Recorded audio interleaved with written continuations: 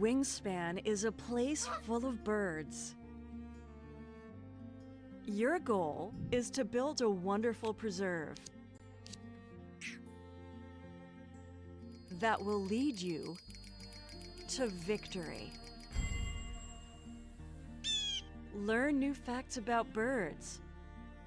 Blue jays can carry up to 5 acorns. Discover new species. Help them lay eggs. Gain food. Or even hunt. Become a bird enthusiast. Wingspan, a relaxing strategy game.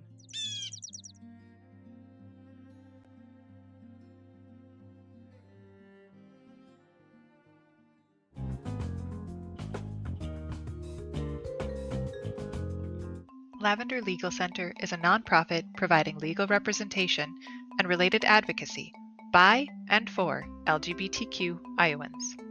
Lavender provides direct representation, advocacy, and referrals, with a priority for serving those with low income and LGBTQ youth. Lavender operates with 4 main core values. The first is equity, recognizing that legal aid and related advocacy are basic human rights. Second is inclusivity, providing equal access to services for those who are marginalized. Third is dignity. LGBTQ people are worthy of advocacy no matter their specific need for assistance. And fourth is compassion. LGBTQ people in need of legal services come to the matter with great vulnerability. To best serve those individuals and families, Lavender Legal Center must have concern and understanding for their sufferings. Your support of Lavender Legal Center helps further the mission to provide legal services, advocacy, and resources for the LGBTQ community. Together, we can build a more equitable, inclusive, dignified, and compassionate future.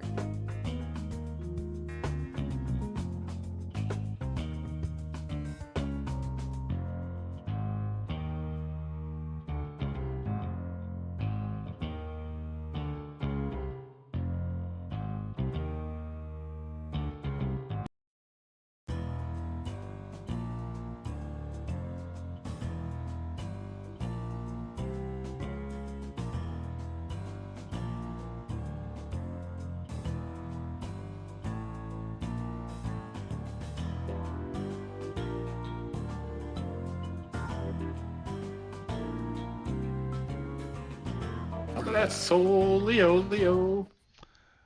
Yep, that's where we came in on. Thanks, Tony. uh, so. Yay! Ooh, I'm going to guess that was a Chris Jones resubscription. Nope, it was an Ed resubscription. Thanks, Ed. Appreciate it. Hey, everybody. Welcome to Roleplay Give. We are a virtual tabletop gaming community. We play... There it is. We play...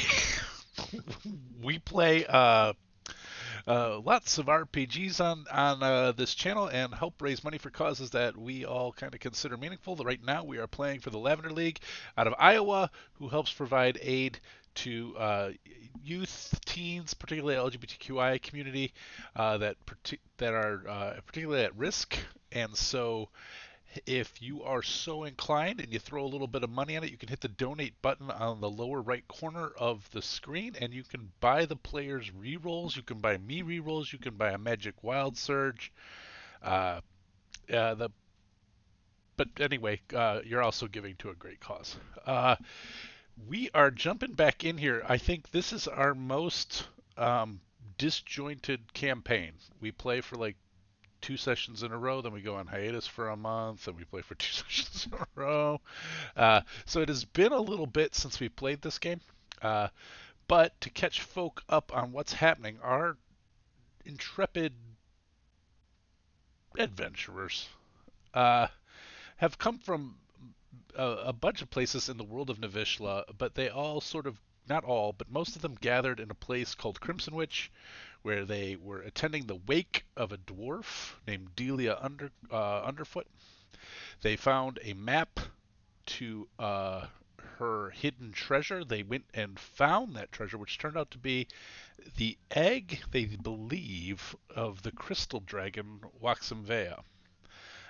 They carried that egg out of her mines, as it turned out, and were waylaid by Illick's rough provisioners, who are sort of mafioso type characters who run trade, along with three other major houses, run sort of oversee shipping and trade routes throughout Navyshla, leading to one of their party members to leave. They then encountered a couple of other folk, with their bard then making a romantic connection, whom they have not yet seen him for a while, as he is off gallivanting with her. While in the city, or the town really, of Alley of White Abbey, they were defending it from throughout the town from an incursion of Ettercap when they ran into a Whiskerkin folk, the first they've ever met, who is also defending the town. Well, mostly investigating and defending a little bit. Uh, like, what the fuck's going on? Well, they were all doing that, really. I don't want to shit on Quillen for that. Shit on all of I you. was defending myself. Yeah, that's true. I mean, Nothing else. I think the only one who was acting really altruistically was honestly Bone Splitter, who was trying to help this family, but then he was only helping them so that they would take the egg off of him. I saved the family across the street. That's true, you did. You were pretty altruistic. I may have I'm not burning inadvertently their house saved down. somebody, but I was Ulfur's trying to help the horse. We haven't gotten to Who? the horse yet. We'll talk about your altruism later when we get to the horse. Oh, okay. But then they found out, particularly Bone Splitter found out, that this incursion of Ettercap probably... Hey! Thank you. Hey, Dawson, thanks for the resubscribe. So welcome back from GaryCon. And welcome Hope you back had a from blast. GaryCon. Oh, we have a hype train. This is crazy. Yeah, we do. This is It's our hype. This is our second hype train. Maybe our third. It's at least third. Yeah. Oh, good for us. We had one last time we played. No. Look at us. We're amazing. When we only play once a month, we get all the resubs on the same day. On the same day. It's a strategy. And Chris Jones resubscribed. Chris Jones is about to resubscribe differently. I can't figure out how to get my free subscription to go through. Pissing me off. I haven't done it in a while because I'm not allowed to do it with my own channel. So I don't know how to advise you on that. I'll have to think about it, or maybe when we're on break. So anyway, they found out that this cult that has taken over the Shea family manor and turned it into the Cenobi, a compound of buildings that they joined, were admitted to the cult with almost no questions asked. And then they infiltrated through and discovered that Quillen's people's food has been corrupted and turned into sort of this purplish black vegetable like substance that this group is sort of turning into, fermenting somehow into a liquid. They discovered that the sort of the compost of it is highly explosive and flammable. So they set it on fire, created an explosion, jumped out of the building, and landed basically on top of a merchant who was coming in to take a shipment of this substance away from the Cenobi. They interrogated him, and through the use of Speak with Animals, his horse, and discovered that Carl the horse was not happy to be there. He was there against his will, and that Raymond, the merchant who was with him, was kind of a dick. And that, I think, is where we left off. A little bit of a dick. Turns out not everybody loves him. Not everybody loves this Raymond. So, picking up Wow. right there, you are just south of White Abbey, which, to give you a little bit of a well, I'll just go there because I'm not on that. The party is right here in White Abbey, and they had wanted to get rid of the egg so that they weren't carrying around a priceless object. Also, they didn't want anybody to know where it ended up. And so they themselves were heading, I believe, towards Cloverdrum to get ship passage because they had talked about perhaps heading to Adenac with their bard, Cove. But Cove is nowhere to be found right now. So the band is now south of Whitehaven where they could head on a smaller trail towards the even smaller town of Decathorn, towards Cloverdrum, or they could go really anywhere at this point. Do you guys want to see the larger? Do you have access to the Open Splash? Is the larger Navyshla map if you wanted to look at that, but you also still have some time on your Speak with Animals spell, and you have Raymond sitting here. I did make handouts for you. A lot of pirate flags on this map. There are. Yar. Yar. But if you look in the All Players White Abbey handouts, you can see a picture of Carl and a picture of. I will show the players. So there's Carl, and this is Raymond. Oh wait, you gotta go down. Oh, there's Yeah, Carl. you gotta scroll down. Oh wow, Raymond looks like it. Well, Raymond. I mean, Yes, but how does Carl look? Carl looks pretty happy, really. Well, he's pretty happy to be able to talk with somebody who's not a jackass. I mean, he hasn't been able to talk to anybody, period. But it's nice to. He likes Holfer, so. Did Bone Splitter take a finger or something from Raymond? He threatened to. I don't know that he actually did. I feel like he may have. I think he may have too. Okay. We'll have to ask him when he's back. He's Well, that would explain the spray blood I painting put on something his right shirt. now. Okay.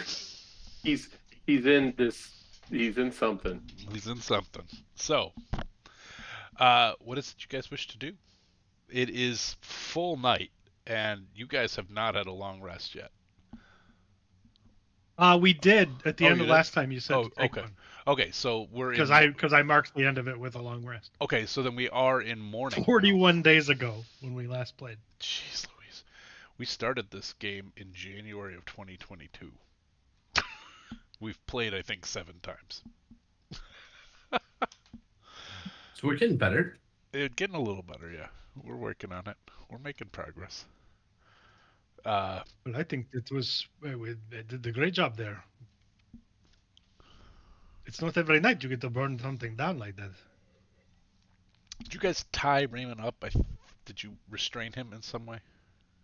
I think you did. I believe he is tied and behind Carl. Okay, He has to walk behind Carl, that's right. and if he misbehaves, then Carl will ride him. Nice. So, which way are you guys heading? Are you if he's walking behind Carl, that implies to me that you guys are moving. But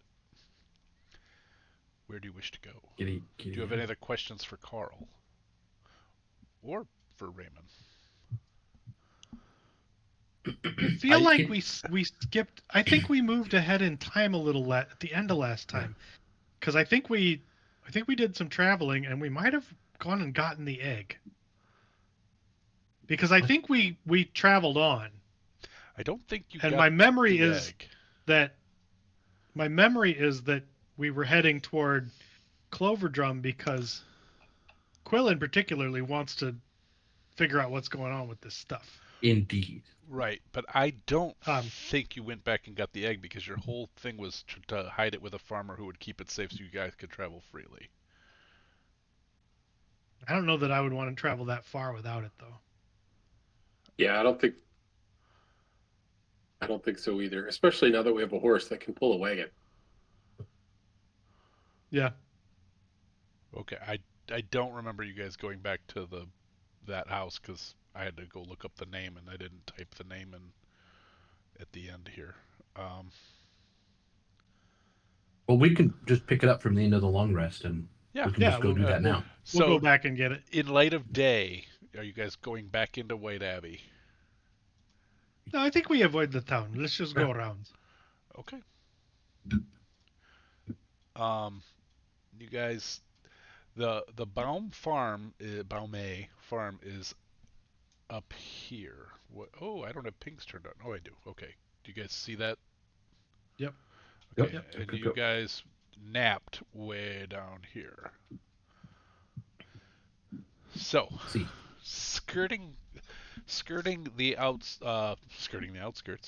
of White Abbey, you don't see anything. But as you're going along the east side, you do go past what's called the textillery, which is all of this. I think I described the smell of uric acid. It smells of No, no of bueno. of wee wee throughout there, uh, and various chemicals and dyes. And there are people sort of taking breaks, maybe grabbing a pipe in the back as you guys skirt around because the textillery almost runs 24/7. It is in large part owned by the Shea family.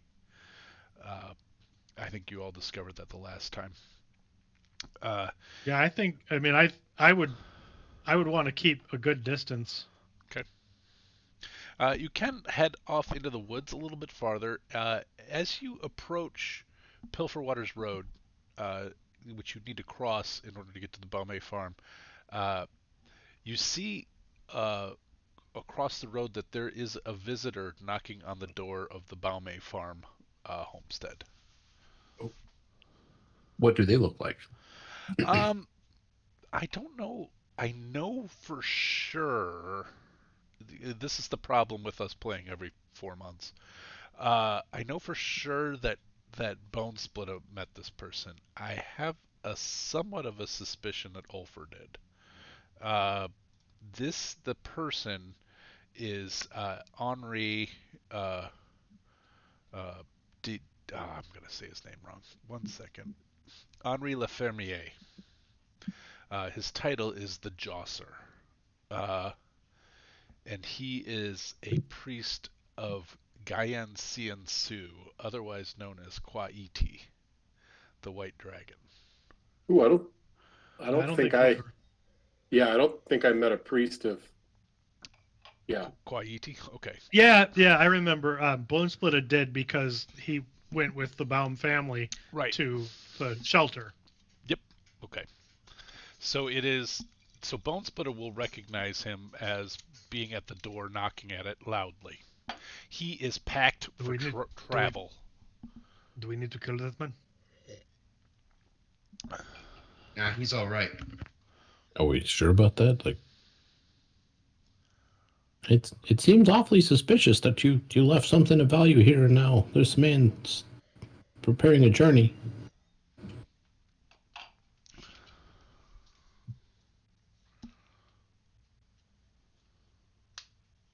Well, Who, we who need is to. this man?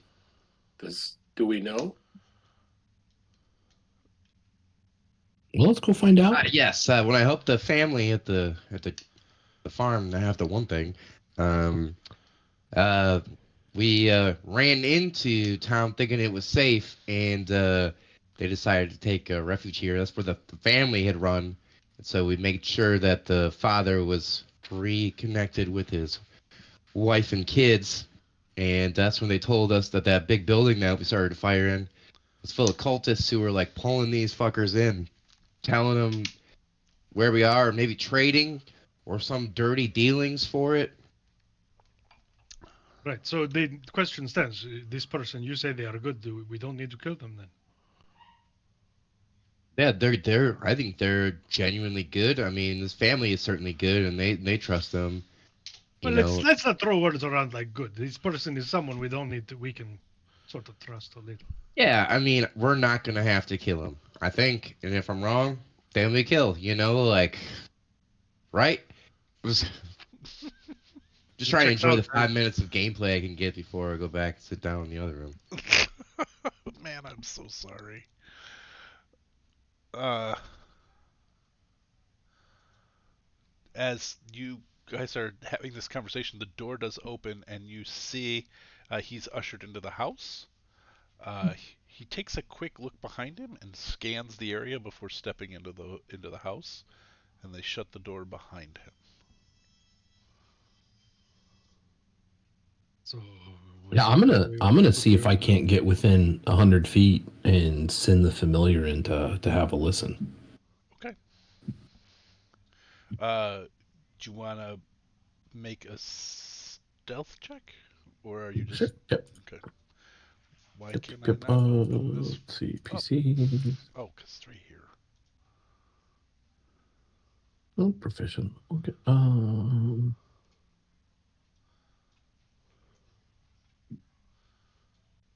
right, nothing up. We'll see what happens here. See what happens here and go. Normal go. Okay. Well, it was a 16 until it wasn't. I got a 7. All right.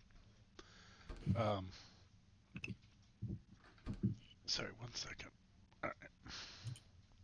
I'm going to activate this map, and I'm going to turn the daylight on. And all right, can you guys see? All right. Yep. Okay, perfect. This is the farmhouse that Bonesplitter went to. So you guys are outside. You're across the actual road from here, except for Quillen, who has crossed over kind of to this side here behind this tree, and sends his familiar in. Yes, please. All right, there is a window nearby. It is open. Okay. So. Yeah, I'll just have him fly on in there and. All right. See if we can't.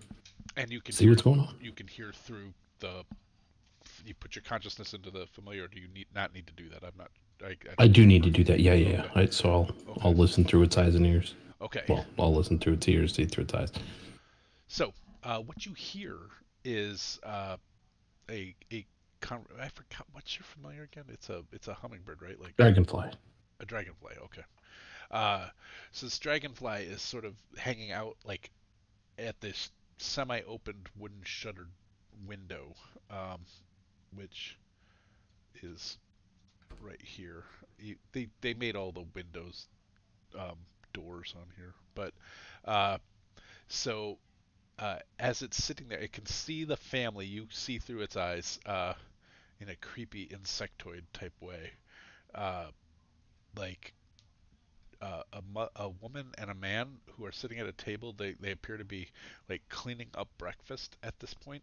And then the man who walked in has not taken a seat. He has a walking stick and a large pack, and he is telling them that he is planning to head north.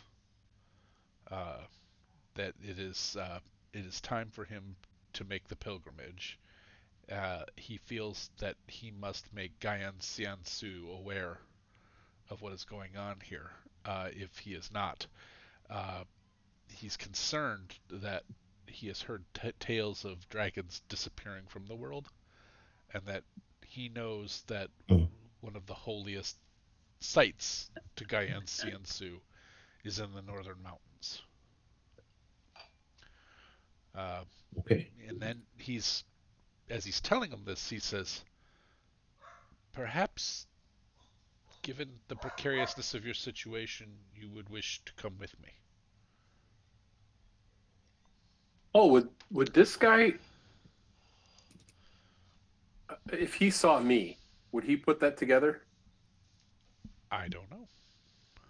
I mean, I do know, but you don't know. Fair enough. Yeah. I don't know nothing. Yeah, prove it. So as he's saying this, they start cleaning up the dishes, and she looks intrigued as you're interpreting what you see through the dragonfly's eyes. He is hesitant and says, I have made commitments here. I have things to keep safe here. And then I'll be relaying this to the party here so they want to step in. They can.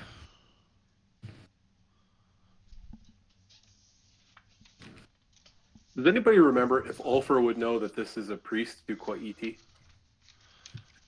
I don't think you would. I think only Chris met him. I thought you might have, but I don't. Since you're blanking Although on you it. just had Quillen just relayed that he was talking about, he was using a different name, but would you know the other name for that dragon? You can make a religion check. The DC would be 8. Since I'm relating it, is it something I could help with? You could if you have religion proficiency. I thought I did. I don't. Okay. You're screwed. Sorry. You can do it.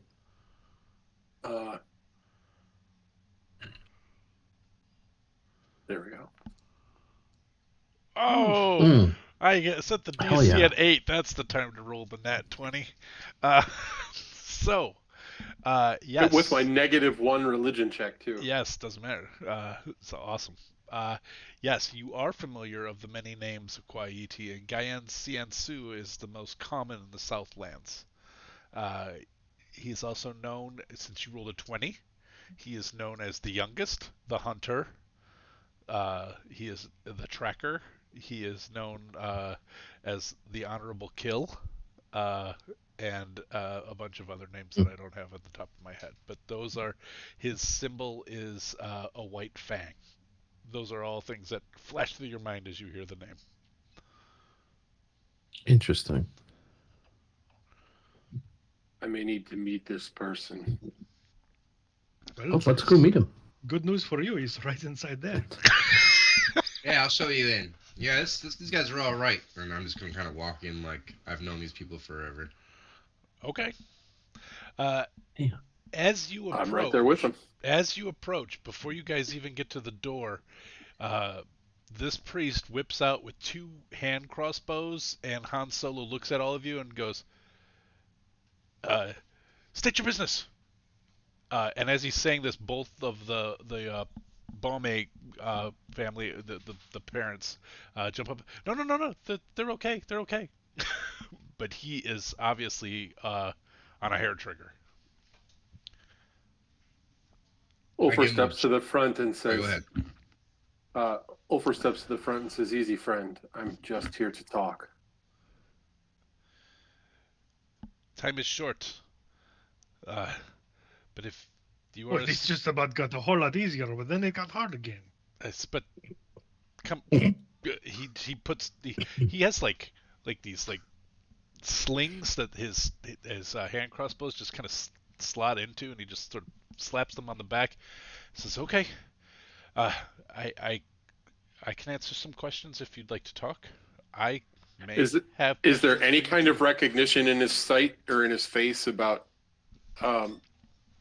like my markings or anything like that? You can make an insight check.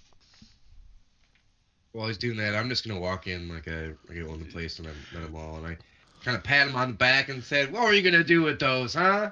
And he grabs your arms and like, "Look at this guy," and he's showing you off to his wife again, even though you met her last night. And he's like, "This guy, he saved us. He saved the farm."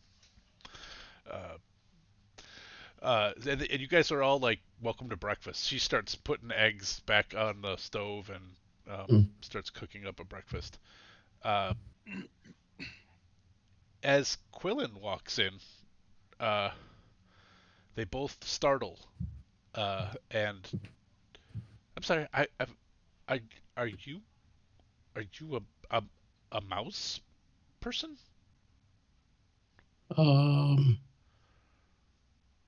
What? I don't. I'm sorry. I've never met anybody who looks like you. So you assume I'm a mouse? No, a mouse person. I didn't know what else to say. I didn't assume anything. I went with mouse. Mice are dirty. I meant no offense. Disgusting. Do I look dirty? And no, I'm a whiskerkin. I'm not a mouse. Oh, I get it. So you're like half squirrel or chipmunk. No. Those are like cleaner animals. Okay. Do they not have any kind of education on this continent? No, I actually didn't get much learning. I had to work sorry, you're very welcome here. Thank you.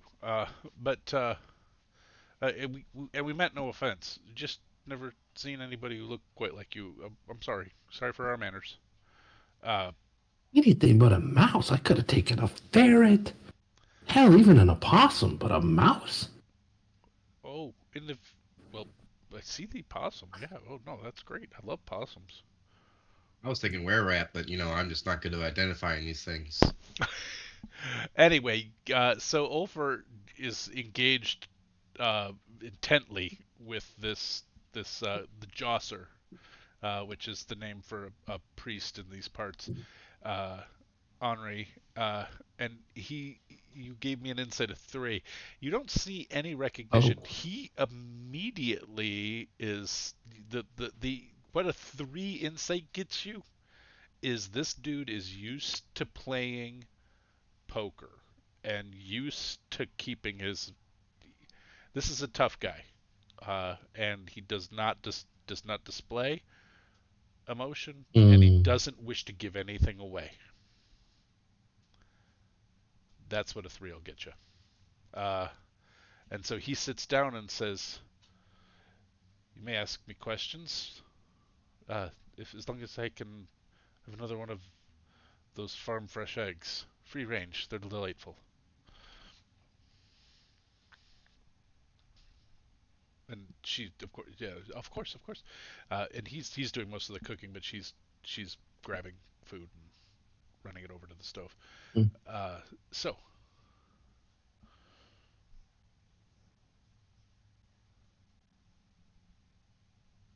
well, if you don't wish to talk, I can. Well, go ahead. I don't have any questions for them. I'm just here with them. What is it that you're doing here? These are members of my congregation, and I was letting them know that I would be leaving for a while. It's time for me to make a pilgrimage. And where is it that you're headed? This feels really tense. I'm headed north. Where are you headed, if I may ask, since we're asking each other questions?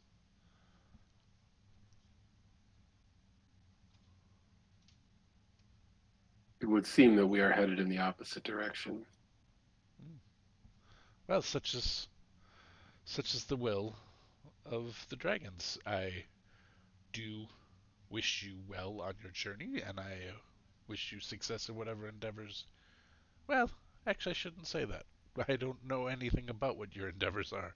Perhaps they would be in opposition to things that I would wish on this world. But I don't wish you any harm.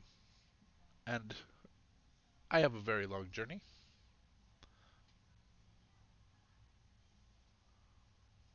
Like shadows that pass in the night. And I'm going to give him a perception check.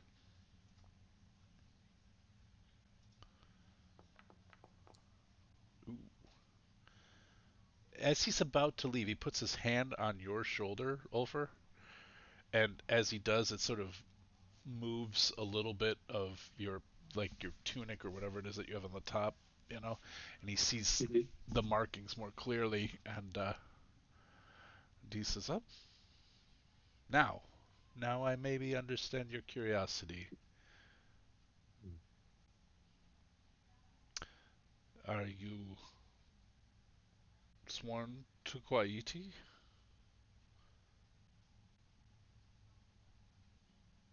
Sworn is not the appropriate term, but Kwaiti is who I follow, who I protect.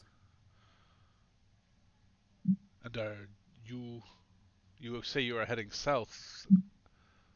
Are you from the north? I am from the mountain. And then you see his legs sort of kind of jitter a little bit, and he goes and he sits down at the bench at the table. I am headed to the Vorori Mountains. Specifically, I wish to speak with the people there. I wish to commune directly with Kwaiti. This is something many wish for. Yes, and none do. But my hope is my faith will see me through, and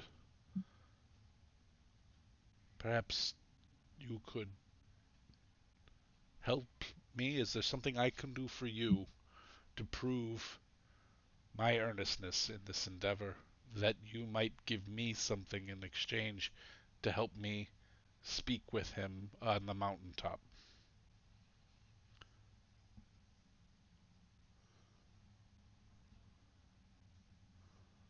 Only the recognized leader will speak directly with Kwaiti. Who is the recognized leader? Will they speak with me? You may be able to speak with Yelf. Is there... If the people decide to make themselves known to you. Is there a sign that I can give to show them my good intent? Again, I ask for nothing without proving my good intent first. And how is it that you would do that? I ask that question of you. What can I do to prove to you that would be of good faith to your people?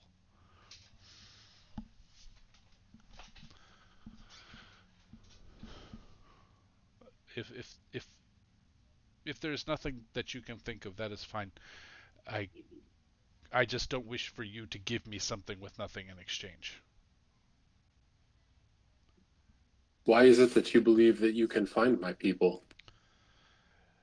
My faith, I believe. Some of the dragons have gone silent. They do not answer the prayers of the faithful. Kwaiti has never chosen to speak with me directly, although he has, or they have chosen to give me the gifts that I have. You believe in a god, you can't even talk to him? Outrageous. By the way, like, so when you grow up, he points to Shane. He goes, "Points. When you grow up, how tall do you get to be? I mean, you're a whisker kid. What's a whisker adult look like?" As he's taking notes. Yes, he's taking notes. Like, I'm just oblivious. Like, you guys are talking serious, and I'm just like a little kid. Like, what's going on? That's my one Christian rub of the day. Boom, Nice. done. It's in the books.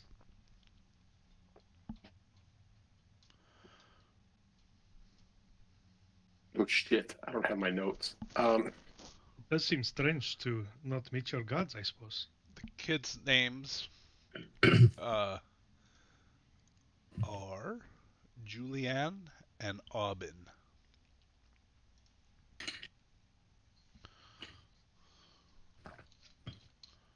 There's kids too? Yeah, there's two. Oh, there's kids. Oh, I guess you rescued kids. Yep. So, he says, I can wait until breakfast, but I must begin my journey today. It is a long journey, as I suspect you know better than most. But my belief is that if the other dragons have gone silent, I wish to speak to those who have spoken directly with them in the past, and hope. D&D. It's in the dice. Ignore me. I love that. That's what comes in first when we D&D. It's in Yeah, I the gotta turn that off dice. for this channel. I gotta put that on by channel basis. So It's in the I dice. don't care. It's funny. So eggs come out. Food is served. One of the kids tries to nose up to to Quillen, and another one actually is very fascinated by uh, Ben. I was thinking of Ben's other name for a second there. So uh, so that's and so they're just sort of looking over your shoulders and curious glances at you guys.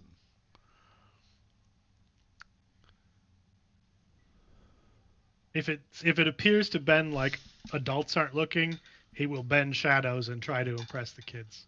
Oh, okay. Give us stealth.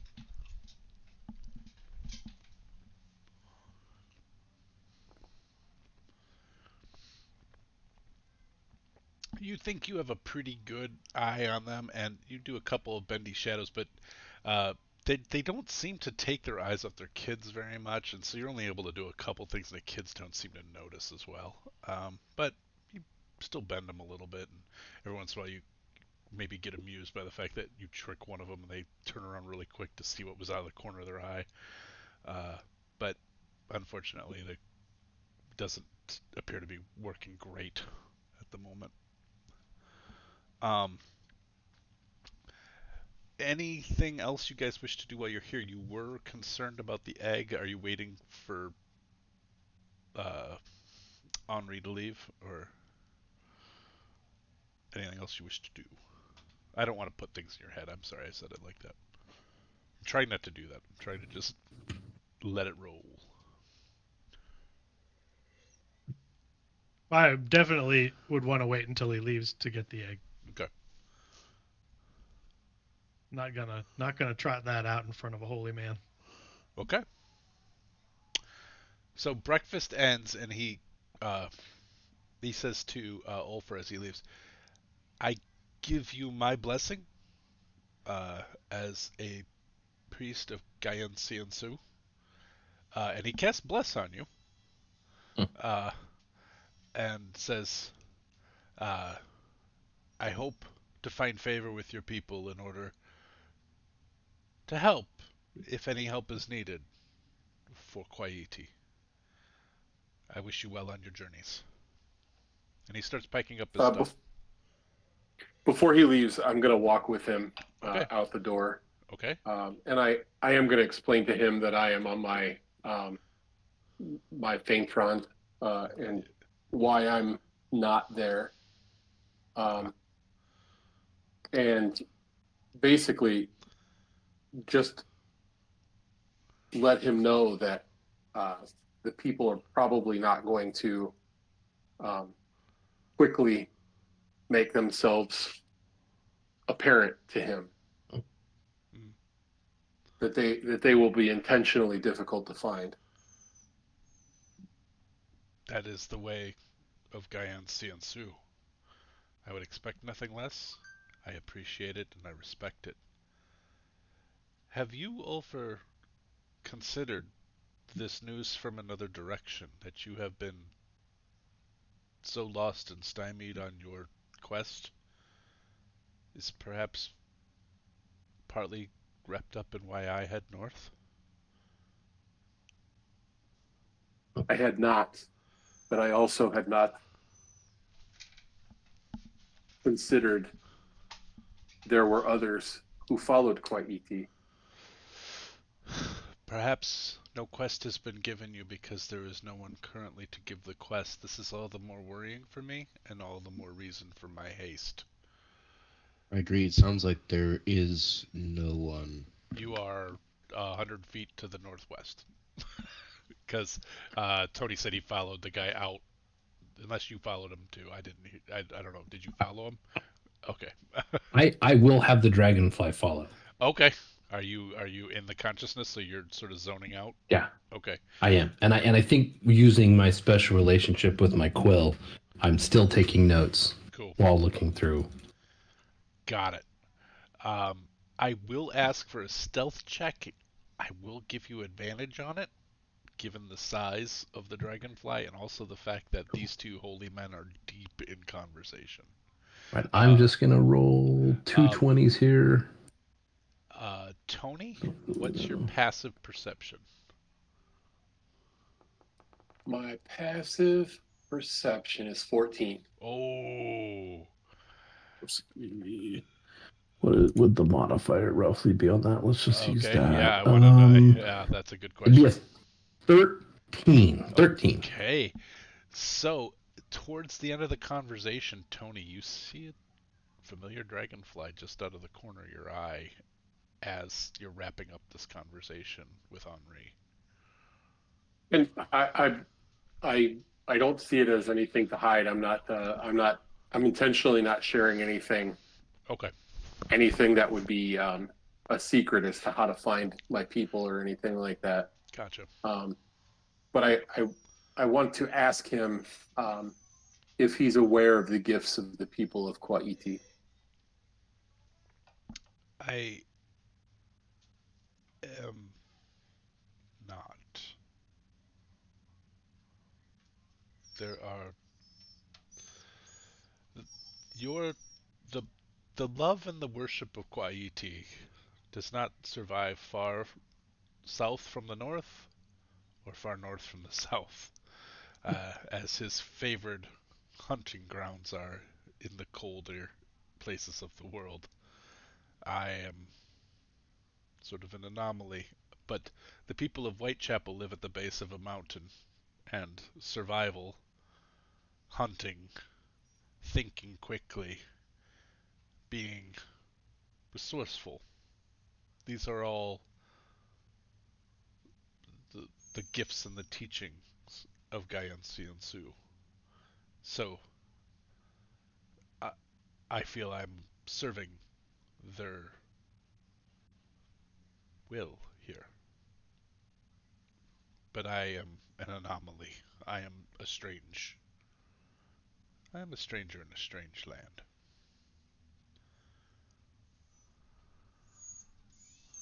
Yeah, that's.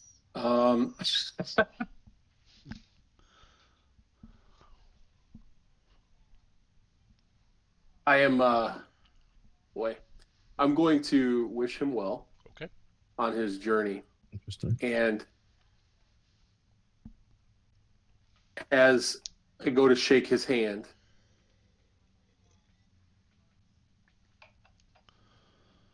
I am going to reveal that I'm a changeling. Ooh.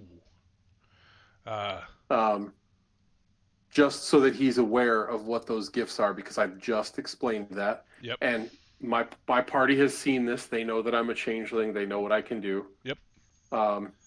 So I'm just going to reveal, just by when I hand him my hand, he will grab a paw. Okay. And he will startle and he will look down, and he is a man of action, so he immediately goes into a defensive posture, and then looks. And down. I will tell him, I will grab his hand, and I will simply tell him, be aware of your surroundings as you search for my people, and be aware of who may be watching. He grabs. Because they will be aware of you. Can I add a little something, Tony? Sure. Can your eyes go wolf color too? Absolutely. So he looks up into your eyes, and your eyes are that amber wolf color, and he grabs your hand, and then grabs it with his other hand, clasps it, and says, "Thank you for sharing this with me. I wish you." And this is a gift, and I hope you find the end to your quest and your purpose on this earth. Thank you so much, Ulfur. And if you meet Bjolf, tell him. Bjolf, I will tell him. If you meet Bjolf, tell him that his son is still searching. I will tell him you still seek. Perhaps he also will understand why, and perhaps we can give you some guidance as well. Safe travels, Ulfur. And he shoulders his pack and starts heading north. When I say to the farmer, if you wanted to go with your priest, I think we're going to relieve you of one of your charges. And he looks at you and then looks directly at Bone Splitter because Bone Splitter is the one who made him promise to keep it safe, keep it secret, kind of thing. So he's gonna look right at Bone Splitter. I'm not sure what you're talking about. No, of course not. You've never met your gods. I haven't met my guy. I don't want to meet them right now. Please don't kill us. Sounds like such a threat. To meet your gods. And he's just looking for Bone Splitter. It's to probably intervene. best sometimes to not meet them.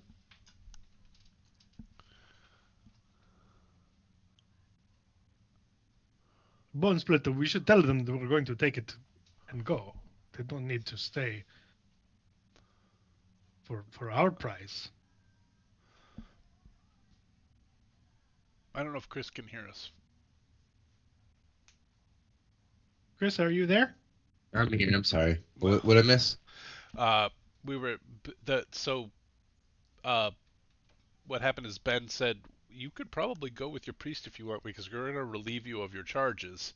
And the guy freaked out and looked over at you he's like, I'm not sure I know what you're talking about. And then Ben made of course not, you don't talk to your gods, or I've not met your gods. And then he took that as a threat. He goes, I don't want to meet my gods right just yet, thank you. And they looked over at you again for like, are you gonna kill us? Hey, no one's gonna meet their gods.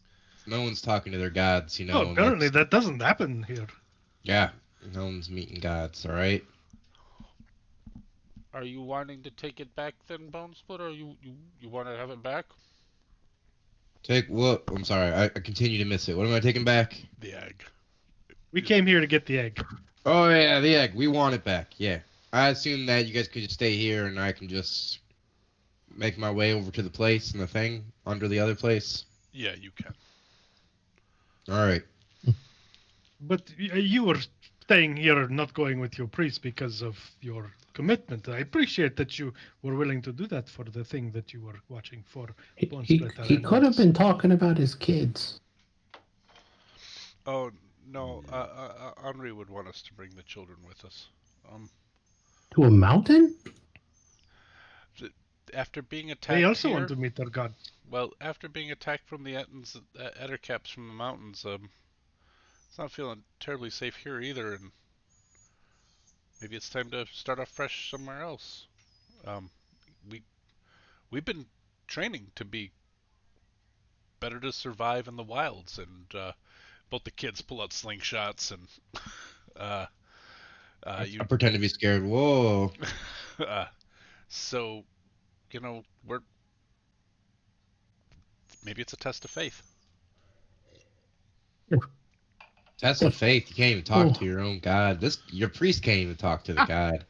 I mean, come on. Maybe when you're in the woods, you can have a reality check. You can talk to the leaves and see how well that works out. At least they can see the leaves. He can't talk to the gods. Snap! Can you believe that? We've seen him do wonderful things, like when Julianne broke her leg, he just touched her and it healed immediately. He said from the power of Gayan and Su. Yeah, these guys know magic, and they don't have to say the power of whatever god they believe in. They just do it. It's magic. Some people get it automatically. Some people gotta learn it, I guess. Automatically. How it works. It's really just a matter of science. Swing an axe. I don't got any magic. That's the same science that lets you swing that axe is the same science that lets other people cast spells. No, that's not how mine works. Yours might be different.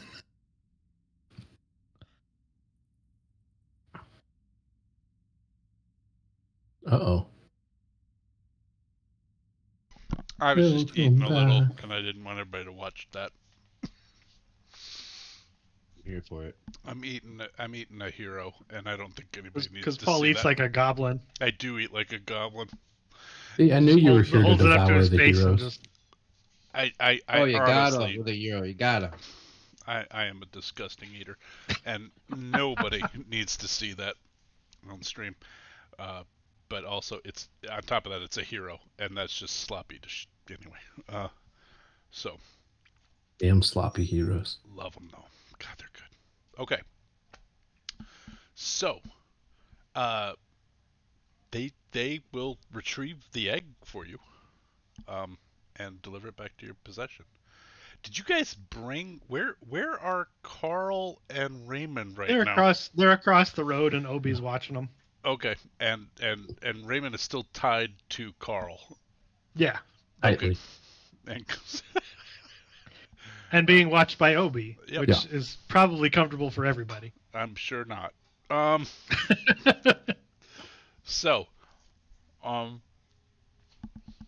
guys are now back in possession of a large crystal dragon egg. Quillen, this is the first time you're seeing it. It's about 1.5 feet in diameter at its widest and 2 feet tall at its tallest. It is completely light blue crystal. It shines, sparkles in every facet. It is, unless you cover it completely with a cloth. Bone Splitter was wearing it in a Baby Bjorn for a while. It will reflect any light that is out there. Oh, yeah, Quillen will take copious notes, measurements. Okay. I'd like to put it on my back this time so I got more swinging and punching room. The Baume family is all packing and getting ready to catch up with Henri Lafermier. So, Would you like us to go stop him? Tell him you're coming. Oh. I could do that while you pack. Certainly, that would be appreciated. I'll go out and call, Holy Man! And he kind of turns back, but he won't, walk back a ton. He'll just be like, yes? And you guys are... Your congregants are going to join you. You've convinced them they've discharged their debt to you? I don't know that it was to us.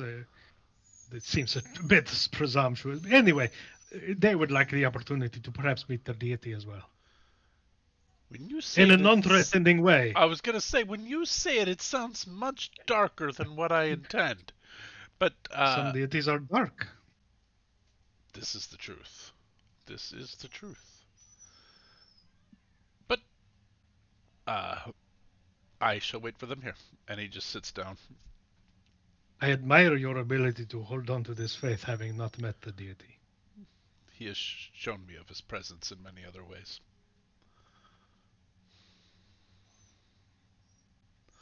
And he actually starts walk away. He starts doing a meditation. He is as badass as you are walking away. He is just as like it's like Al Pacino meeting Robert De Niro. Just sort of cool each other out and let each person walk away. Except for you could probably kick his ass. So not physically. I don't know. Well, yeah, actually, probably not. He is built for the outdoors. So anyway, Ben returns. The Baume family has gathered up all that they choose to leave, and as you leave Bone Splitter, you are handed a note from Bruno, which is that says from Bruno. Bruno Baume. He is leasing you rent-free this house for as long as you wish to have it. If you don't want to be here, you don't have to. But I am legally stating that you have possession of this house. Okay. Well, thank you. We could maybe hunker down there at some point. Certainly retrieve the egg and thank you. I know about that little hiding spot, so perfect. If ever through here again we need to use it, I appreciate that. Should we return? Obviously this is a lease, but I don't know that we will ever return. So, fairly well. Oftentimes that's how it goes, meeting your deities. It sounds so dark when you say it. And they walk away. Their god is called the Honorable Kill thing. It might kill them. The honorable Yeah, predator. I agree. It might hunt them for sport. It could. It's the white dragons. They're pretty grim. But in this case, I've made the portfolio of most the white dangerous dragon game. to be the survivalist dragon, is what the white dragon is. The survivalists. So they are off going to learn to be survivalists with their priest. So I'm they're I'm heading. not sure those. Go ahead. No, you go ahead. I'm not sure those parents really have the best interests of those kids at heart. You know, kids gotta learn, right? I'm surprised they've let them both live this long. I mean, Kids gotta They've learn how got to two fight. of them. They've got to figure out which one is superior at some point. wait.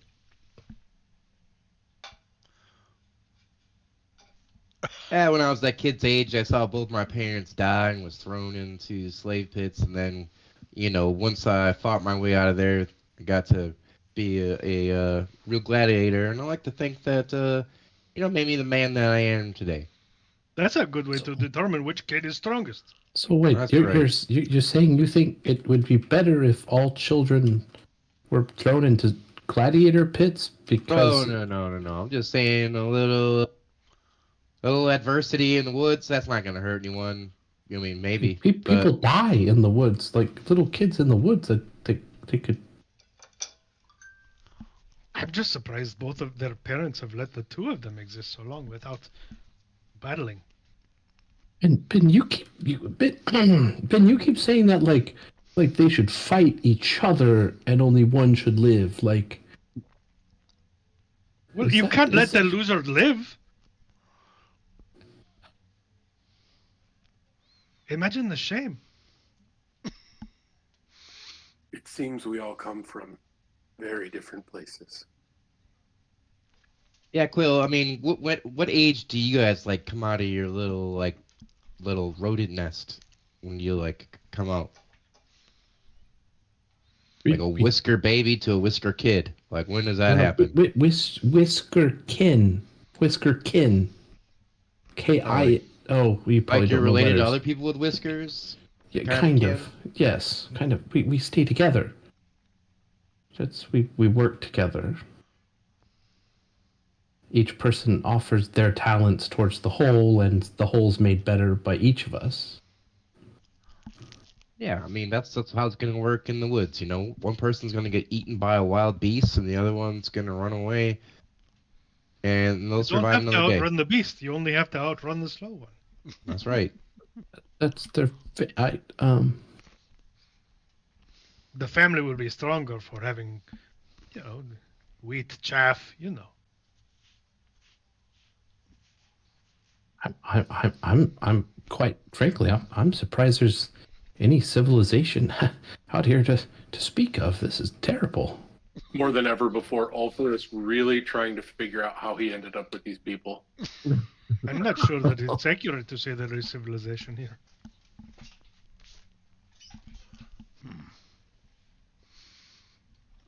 All right. Well, it's now mid-morning. You have inherited seemingly a house in White Abbey. Where do you guys wish to go? You have an egg that is priceless.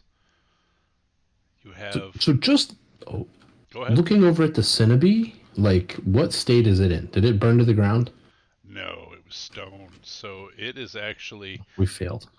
smoking.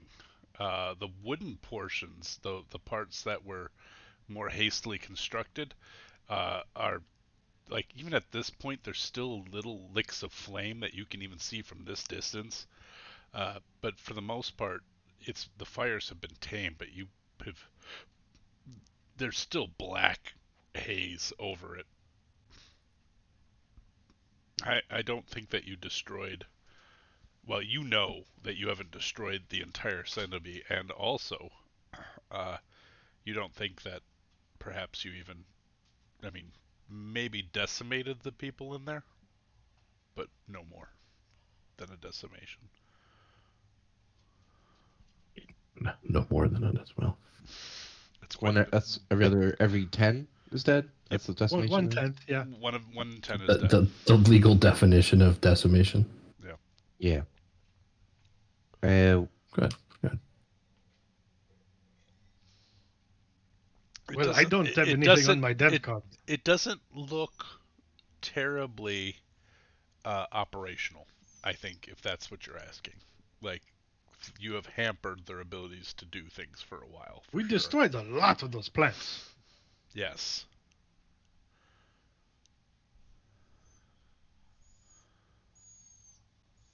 So what now? Well, this town's broken. Let's go find another one. Do you guys want to look at the map to Clover Drum, or do you want what map do you wish to look at to know where you want to go? First, Ulfr wants to suggest that we look around the house, because if we have now more or less inherited the house, perhaps there are things here that we could use on our journey, like a cart. We had a cart. You do have a cart. Oh, we have a temporary use of a horse. As long as the plan was to return the horse. Yes. To his family, right? The horse is from Amberdrift. Yep. Oh, that's like our leased horse, right? Not least. I thought he was more like a friend. Yeah, you sort of a party member. Oops, sorry, wrong one. Sorry. Moving you again. Okay. You guys are here in White Abbey. The horse told you that it came from Amberdrift. You also know that there are some things that happened in Cloverdrum, as far as where this. That's where the ships are loading up with this stuff. That's where this guy was going to deliver it, right? Correct. He was taking it to Cloverdrum. But he himself came into the Trapfalini Basin from Amberdrift. Hmm.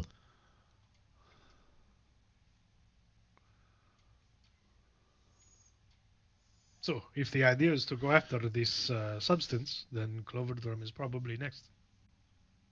Are we taking this horse and cart? Yes, I think so.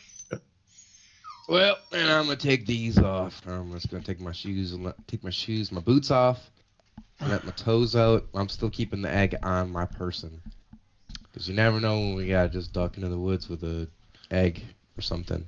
Right, our last horse did get killed on the way from the pass. I don't think Ulfr and I want to be the horse cart guys anymore.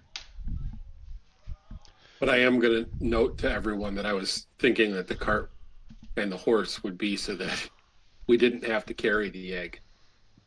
Okay. So once we get the cart, I would like to just lay down some stuff. You can if you want. If you prefer to keep it on you, it's fine. I'm just gonna keep it in the fat baby holder, and then that way I can just slide my arms through it and like run if I have to, right? Okay, but you're gonna keep it in the cart. Keeping it in the cart, and I'm making sure it is in the covered. Cart, in the Bjorn. Okay. In the cart. In the Bjorn, Bjorn, of the cart. in the cart, and it's ready for quick donning of the baby Bjorn. Okay. All right. So, you guys go back and oh my god, why am I blanking? I'm blanking on some names.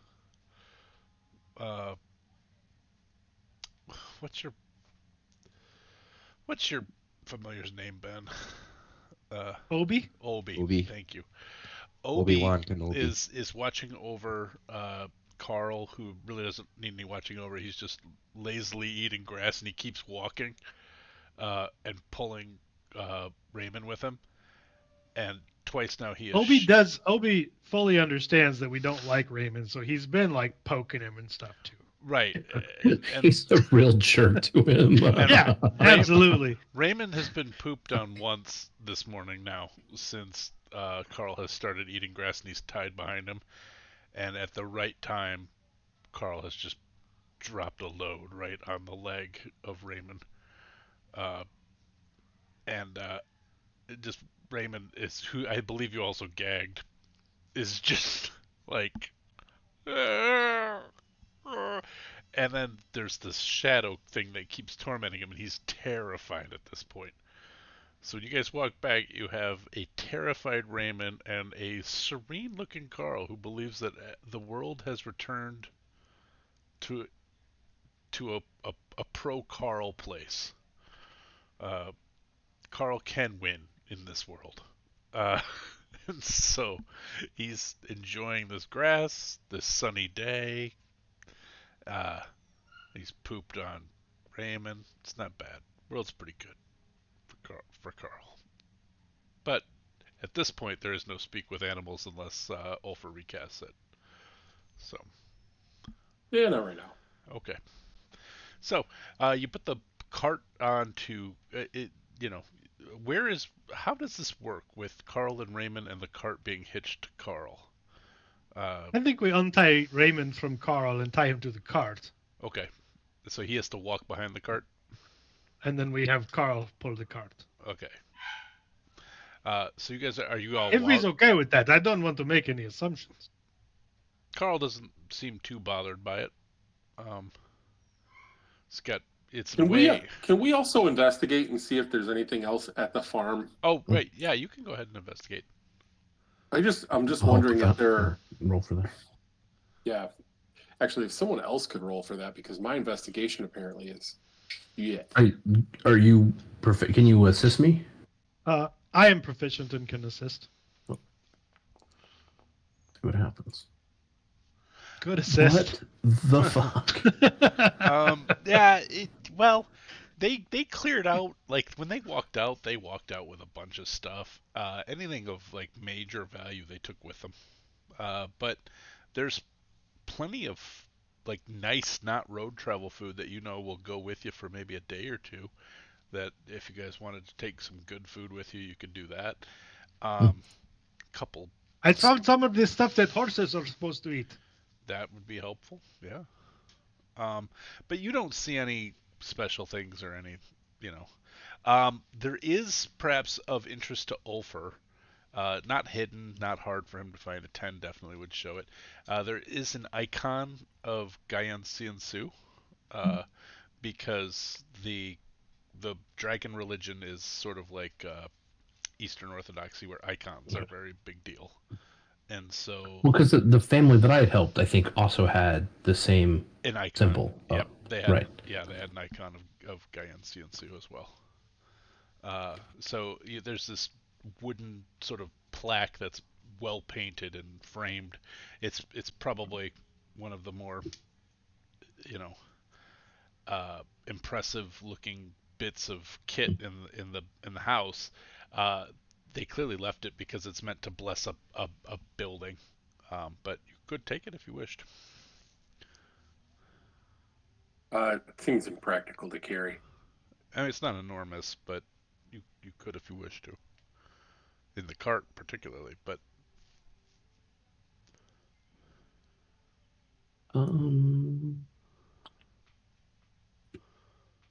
I would like to do the detect magic here while we're investigating to see if... Okay. Well, you take the 10 minutes to cast it ritually, I assume?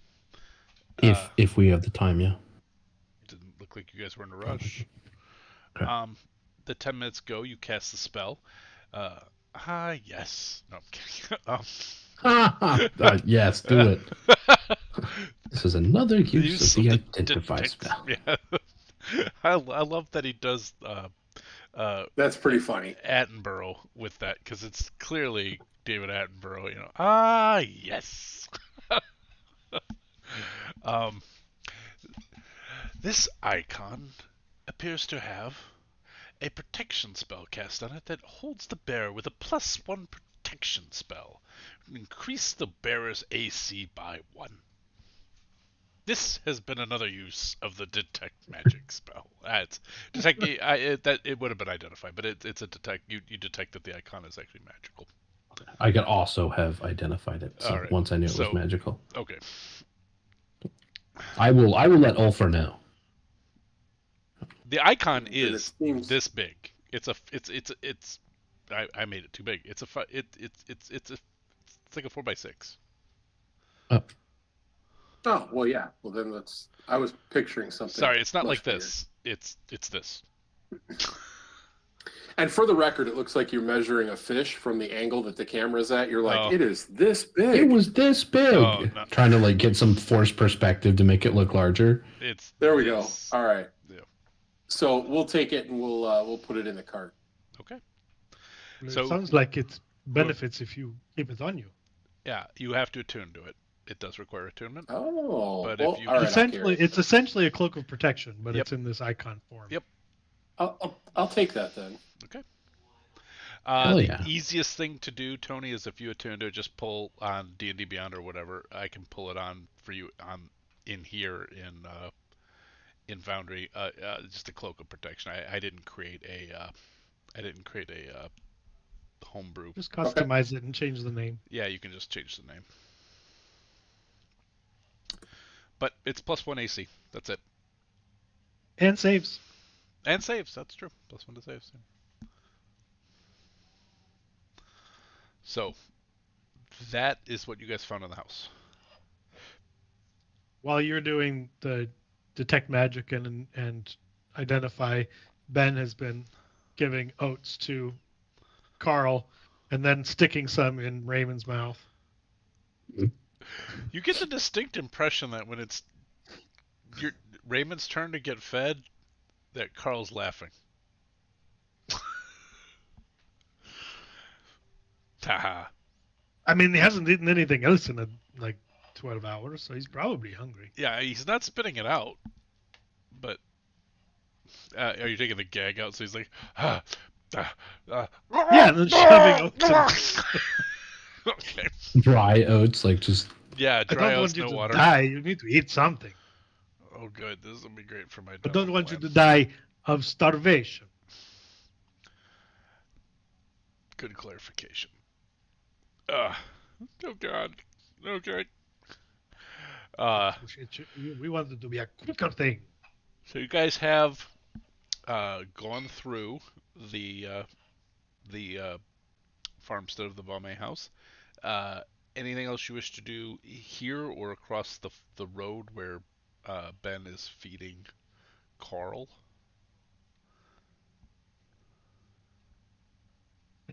He likes to eat these things.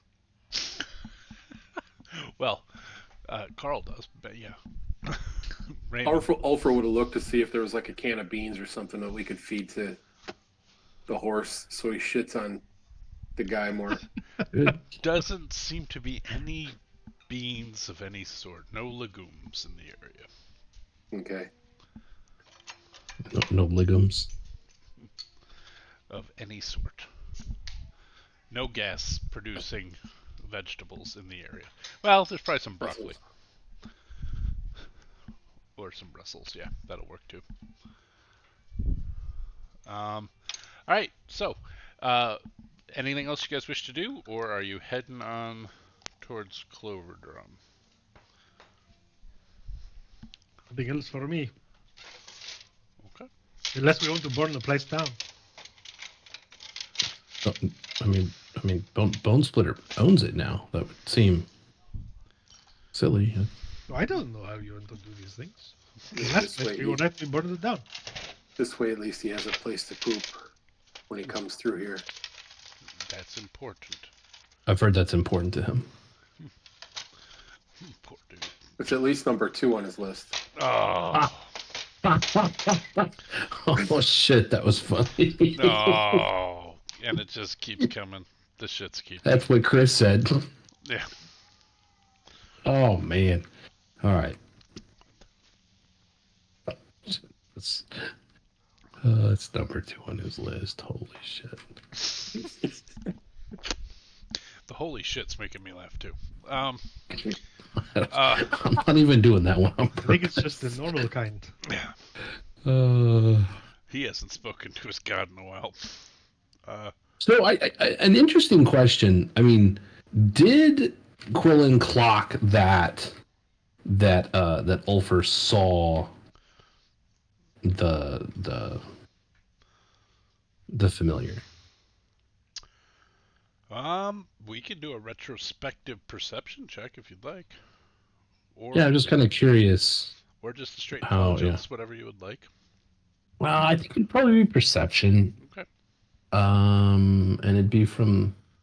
I guess at that point I'm looking through his eyes, so it'd probably be my perception. It's you, not him. Yeah. So yeah. Oops, I had closed out my sheet. Gosh darn it. Perception. You could do insight as well if you want. Well, just go with that. That works. 14. Okay. The way Tony described that, it didn't sound to me like he was hiding it. He just acknowledged it and moved on. He didn't care. Right. So I would say a 14 would do it, unless because it doesn't sound like Tony wants to hide it with like a deception or anything check. So Right. So Well, then I'll approach Ulfer and say, I noticed that you noticed me watching. I had intended to claim I had intended to claim that I was just making sure you were going to be okay, but that's not true. I'm just very curious, and your conversation was very curious, and well, I apologize if that was intrusive. I would have said something had I felt it so. What is it that you're curious about? No, well, everything.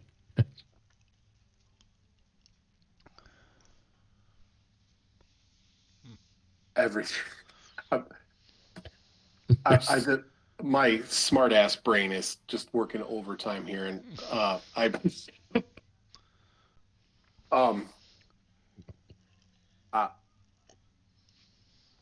are you curious about my past, about my background, my people? I mean, well, you misunderstand. I'm curious about everything. It wasn't. I mean, not to be offensive, it wasn't so much you. Just you were talking about the things that affect the people here, and well, it's I was curious. Well, Ulfer will explain his background, and that his people are the protectors of Kwaiti, and he'll explain. Everyone would have heard him. Well, not everyone, I suppose, because I did walk outside. Mm-hmm. But I will explain about the Faintrond, which is kind of like a vision quest, to put it in terms. I am the store of my people, which means that I am the future leader, and that I'm on this vision quest of sorts to prove myself worthy to commune directly with Kwaiti. Oh. That only the tribal leaders, the elders of the tribe, speak directly to Kwaiti and commune directly with Kwaiti. And I'll explain it. That's why I asked him the questions that I did about, did he think that he would be able to commune, and did he think that he would be able to find the people? Because we intentionally are not very public, I guess. Interesting. And the bit yes, is that something all of your people can do? It is. Interesting. Very, very interesting. Fascinating. And there are different tribes who are focused on the protection of Kwaiti, and I'll explain that my tribe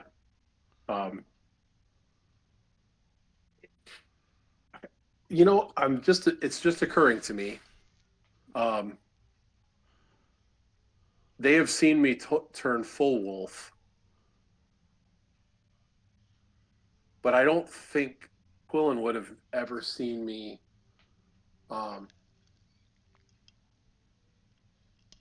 I don't think that I had seen you change before today. Yeah, that was early on, because I haven't shifted in a long time. And to be fair, Quillen assumes that you're talking about that you're a changeling, not like a lycanthrope or whatever. So I Okay, don't know about and that is true. That is correct. And I'll do the same then. I'll reveal that just with a hand, showing that I am a changeling, and But it is a little that bit more akin to lycanthropy, because it's the shifter race. Because changeling is a different race, really. So you're a shifter, which is much more akin to lycanthropy. It's true. Changeling has a different backstory in D&D, but okay, and different not power not sets. not one that Quillen knows. Like you could changeling, no, you I just just- assumed it was like yeah. it's kind of but I could see that you were sort of talking past each other. it's not for Navyshla you can say whatever you want, but just for like trying to understand any powers and stuff for shorthand, makes sense. it's akin to the shifter and Eberron, not the changeling. So yeah. So I'll just go through all of that, and Interesting. it's not something, or I will explain that it is something that I'm sharing because we are traveling together, and no doubt will make itself apparent. And well, you need to know not to attack me,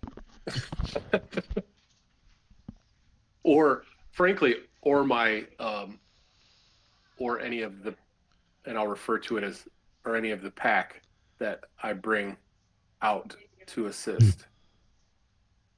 I think I did see a friend of this pack of yours. I saw it. Yes. Yes. In the basement. That's indeed okay. that's true. Okay. Well, I appreciate you sharing that. That's. Did your pack see this fine, adorable whisker kin? Make eye contact. You got it right. They find them like they see him as like not so much an enemy, but like a tasty treat? I mean, I just want to pick him up and carry him around. We would not. We are friends to all creatures. All right, that's great. That's great. All right, I look at Quill and I'm like, if you want to ride in the fat baby thing, you can. I see those little legs. I think I'm good. I think I'm good. Alfred, maybe you can. Ben will tap the egg. Maybe you can talk to this god, and they can put in a word for you with yours. Oh, not unless I'm there to imprint on the baby immediately. I've been carrying this thing. Friend, are you hoping to raise whatever hatches out of this thing as your own? I mean, I've been carrying it around, and I don't really know if there's a life inside it, but if there is, I think that it would take a strong, tough man of constitution to try to father such a beast with a tough love. So your intention is to Right. enter it into gladiatorial combat so that it not at learns all. the hard way. No, I did not ask for gladiatorial combat. I won my way out. I bought my way out with my winnings, and so no. This creature would certainly live beyond my understanding and my means. But as a baby, I would be a papa, a proud papa to whatever comes out of that beautiful thing, and I would just keep it from like burning villages down or whatever it can do, right? Eating all the trees. Point of order: are the only beings here who have burned things down are us and not the egg. Yeah, well, So that's keeping it from doing that, or encouraging it to do that, depending on the situation. We got to burn a village down. We got to do it now before we make a bad example to this whatever comes out. By the way, do you know what comes out? You seem really smart about this kind of stuff. You know what kind of comes out of that egg? Yeah, I'll make a do I know it check if possible, Paul. I'm gonna just slide the like disguise over it. Check, or you can do Arcana. I'm sorry. What or Arcana? Religion or Arcana. The DC is slightly higher for Arcana. Well, I don't know shit about religion, so. That'll do. So you catch, um, for one, magic in this world comes from the elemental planes, which is well known throughout. So everything that is done arcanely is done through gates and ley lines that hit Navyshla from the elemental planes. Okay. The magic that is radiating off of this egg that you can feel without having to cast detect magic is what is understood here to be divine. This magic Ooh. is not from the elemental planes. It is otherworldly and is considered to be divine. I wonder if would you all be would you all be opposed if I were to cast identify on this object? No, I'm curious what kind of animals in here. Like, is it gonna want to eat all of a farmer's sheep? Is it gonna want to like kill Carl? Like, we really gotta narrow down what kind of thing comes out of here. I think we Also, should be careful about calling it an object. It is a baby, Quillen. No, I meant the egg as opposed to Right, the thing it's a in baby. the egg. There's a baby But in I mean, there. I'm not sure when it achieves personhood. That's not a philosophical argument I Right. feel equipped to enter into. But just to have a better idea is this just like an old pretty stone at this point, or is it? Oh no, there's something moving. If you look at the light hits it. I mean, is that There's just something in there. optical illusion? It's Doesn't appear to be. it seems to have a heartbeat. we can could listen, find right? out. It would be can listen. quick. I stroke the egg and I'm like, shh, baby, you're not an optical brusion? No, what? And he just can't even An finish the optical word. abrasion. Optical aberration. It hurts my eyes. You If can you're a magic, At it this can tell point, you something. at this point, I'm curious to know what the voice of the identify spell will sound like. So, Right. Well, Please I'll have fire at it. off the identify spell on the egg, which I do have to touch it okay. to do, if that matters. You can touch it. That's how it all starts. Touch it, love it. You put a finger out and touch the surface of the egg. Cast the identify spell. It goes, oh no. That's your voice for the identify spell. I don't know. It's kind of creepy. No, it's not that. It does. It returns sort of, 404 error not found. I mean, okay, yeah. It's that what you get back from the identify spell is this is beyond that. This is not a spell. This is not a magic item. This is not a god, but it's in the vicinity. And I think I would know if it was a creature. If there's one, I think I'd know it was a creature, and two, that I didn't know if there's any spells affecting it. I think is what identify gives me on a creature. Yeah, it says that if you instead touch a creature throughout the casting, you learn what spells, if any, affect it. No spells are affecting it. There is magic radiating from it. The magic is beyond the ken of the spell. And you have the very distinct feeling like you have touched something otherworldly. That magic is not the magic you're used to.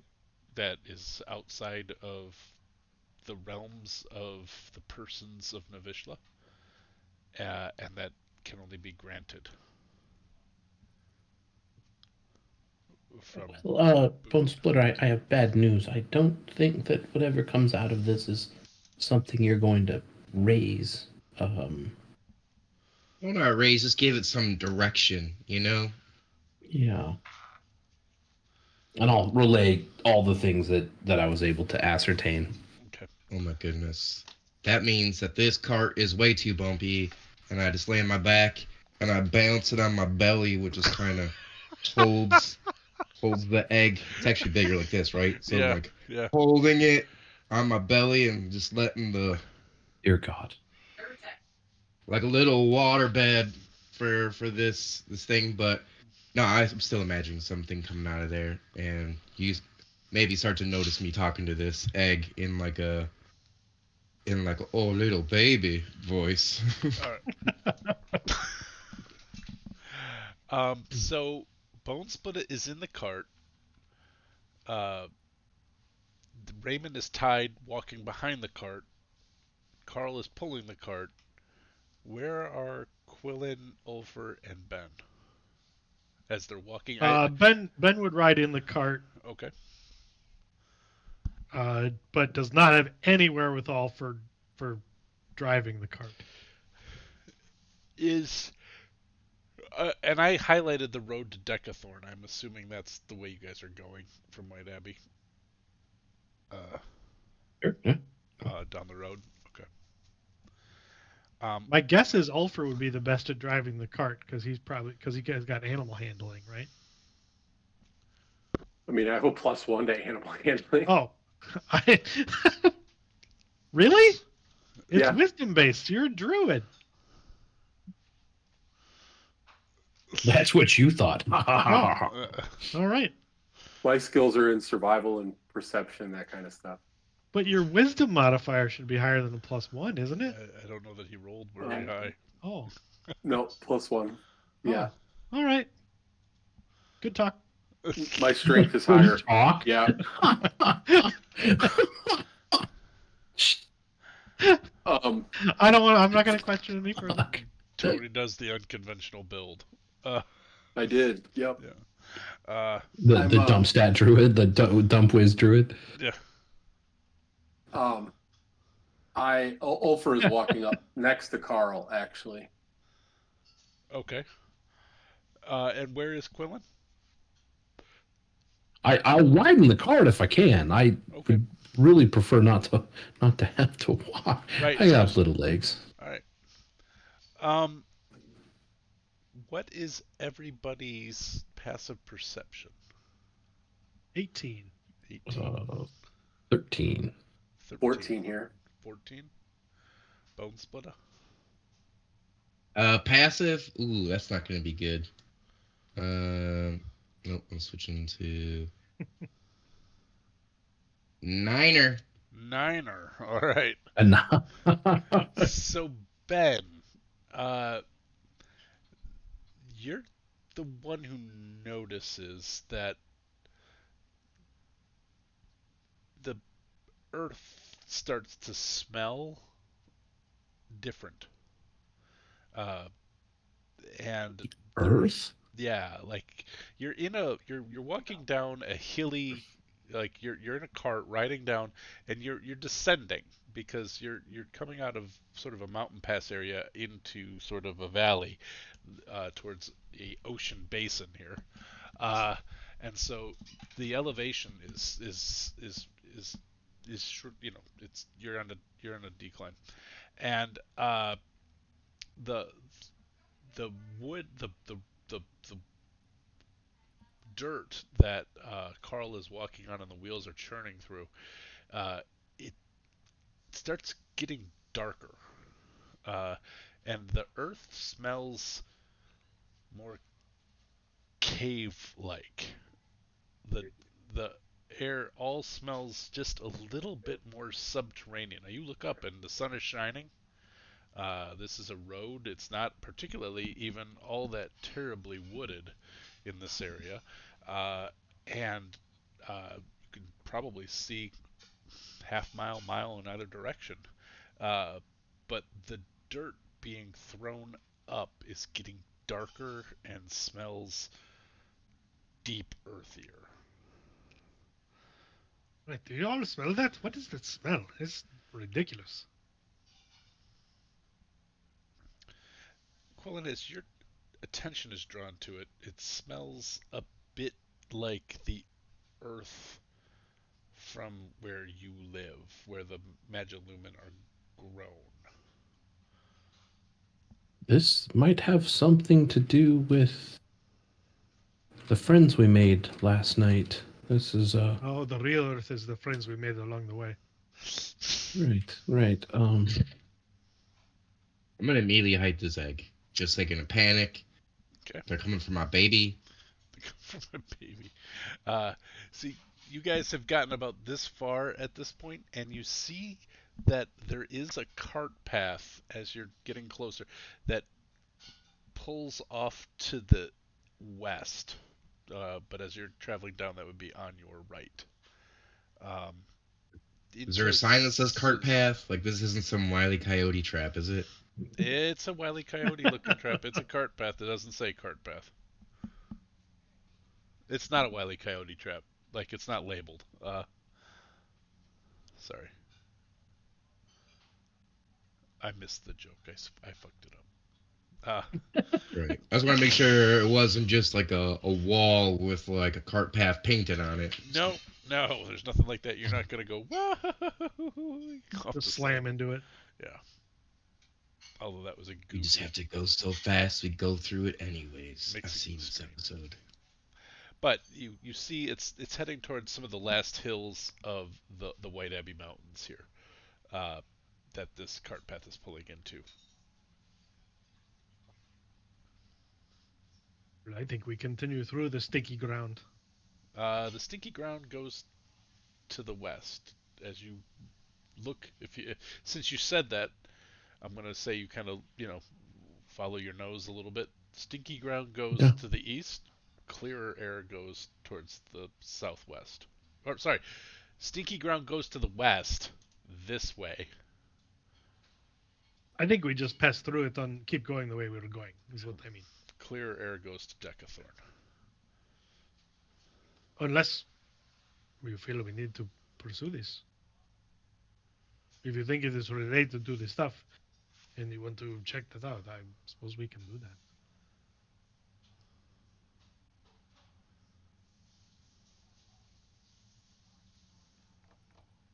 Or just keep going is okay with me.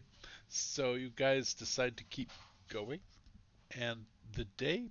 Well, I want to give everybody a chance because other people are much more invested in this fruit than Ben is. I don't give a shit. So if I'm driving the wagon, we're just going. Yeah, I'd like to investigate it if we can here. That's what I was thinking was going to happen, which is why I was. Okay. So you guys want to pull the cart over to the and go down this sort of 2-track zone that looks like a cart has gone down before? Yeah. Okay. You guys start pulling, and the ground rises again as you're heading up towards these hills. You can see that there's the trees start picking up again, and the tracks sort of fall away.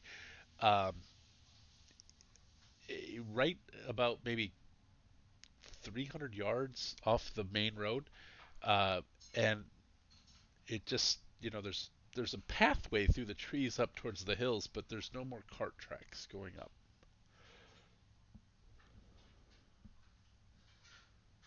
This doesn't seem like a very wise way to go. Do we still smell it?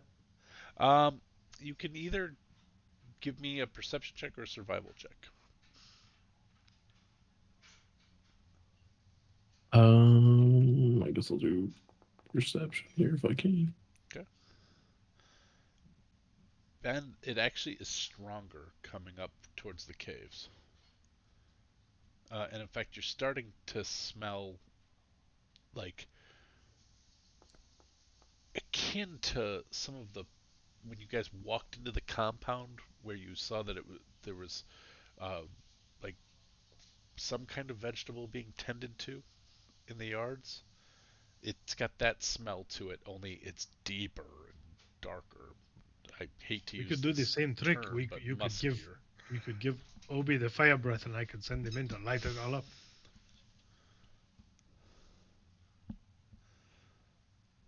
Would Ulfer recognize the smell from I- the mountains that he's from? It's not the same. No, it doesn't smell like anything you smelled in the mountains before. Interesting. This is cave-like smells, which you've been in caves, but your caves are all like in the frozen, icy tundra kind of thing. True. Yeah. This is warmer, mustier kind of smell. Quillen, it absolutely smells like home. I don't think maybe burning it is necessarily the best thing to do. It's Keep that in our pocket in case. in fact, I think if we find that it's another one of their operations, once we investigate it, perhaps more importantly, if we could find someone to answer some questions about it, perhaps questions asked by Bone Splitter, that might be preferable. Did anybody do a survival? Well, I can do it. Oh, okay. Yeah, I can do it too. Not a survivalist. Oh. I'm rolling as well. Hold on. Okay. Okay. Bone Split is a little distracted because he's full on baby. He's got a baby to care for. He's full on. I heard baby questions viewing. in my head just pops up above the cart. What? Yeah, looking. You don't notice anything, but you're mostly like, shh, baby, it's okay. And then, but Ulfer notices that the carts, they've sort of tried to back them up the same way they came down, but heavy footprints, and looks like maybe like some kind of sledge, but not a terribly heavy one, has been moved up through this clearing in the trees, up further towards the caves. Or the hills, but you assume caves, because you can smell cave. Interesting. Bone Split, if you want to leave the baby here, I think I can hide it.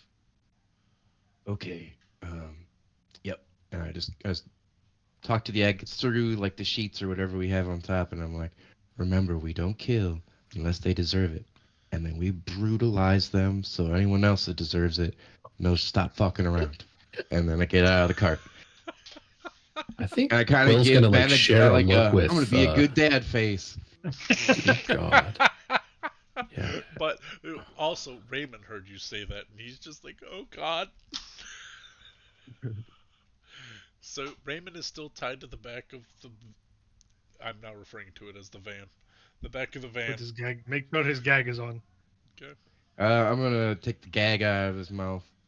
Before I do, I'm gonna be like, if you scream, I'm just gonna punch you in the stomach really hard and reapply this gag.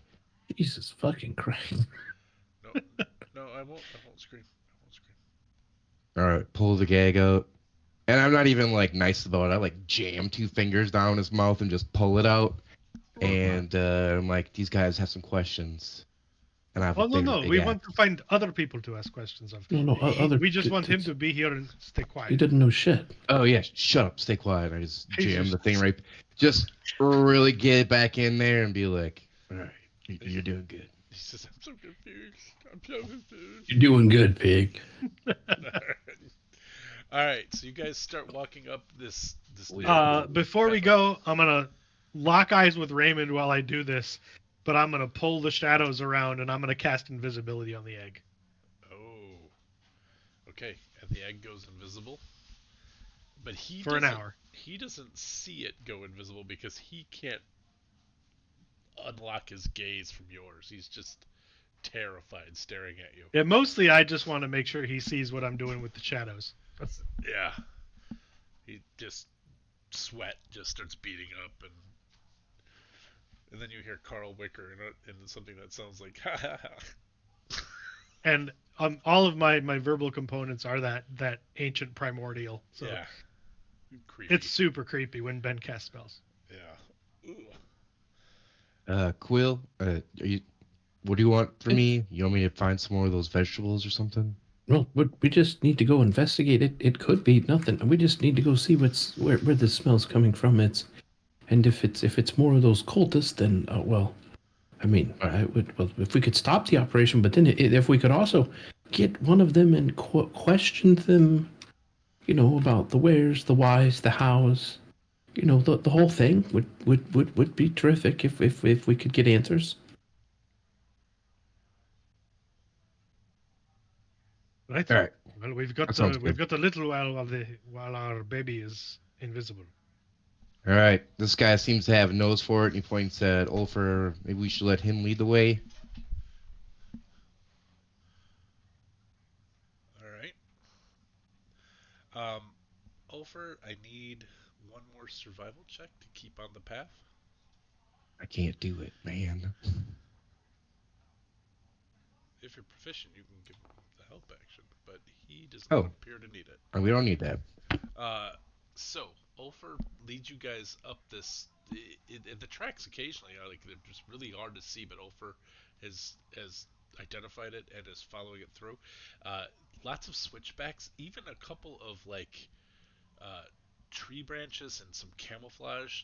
Camouflaging tree branches to hide a trail that can easily be moved out of the way, and the trail continues on, but would not be easily discernible to somebody just wandering through here. It would look like you were heading into underbrush. Uh, and Ulfer finds all of these and then clears them out of the way, and you see a very small, um, just duckable for a medium-sized creature, cave entrance crack, and the smell, particularly for Ben and Quillen, is pretty strong. There is a lot and Quillen recognizes it immediately as straight up Major Luma is growing out of this cave. Does it smell the same as what we found as the corrupted one? No, The tenebrae fruit. it does not. Okay. That smells like the real stuff. It smells like the real thing. Well, that's exciting. Even better.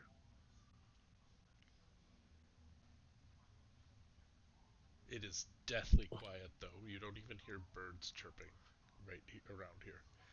What the hell? Well, let's get the wiggle on. We've got the egg is only going to stay hidden for a little while. All right. Should I stealth in there? Get some? Let's sneak in and see. Maybe take a look, huh? Yeah. All right, how are you sneaking in? What's the plan? Yeah, can we? Is that a? Is there what? Can Ulfer do pass without trace? Is that a thing Ulfer can do? Otherwise, our stealthiness may be less than good. Tony, you are But you are totally muted. stealthy. Okay. He is intentionally muted, but he has cast pass without a trace. All right, cool. So, go ahead and roll stealth checks with a +10.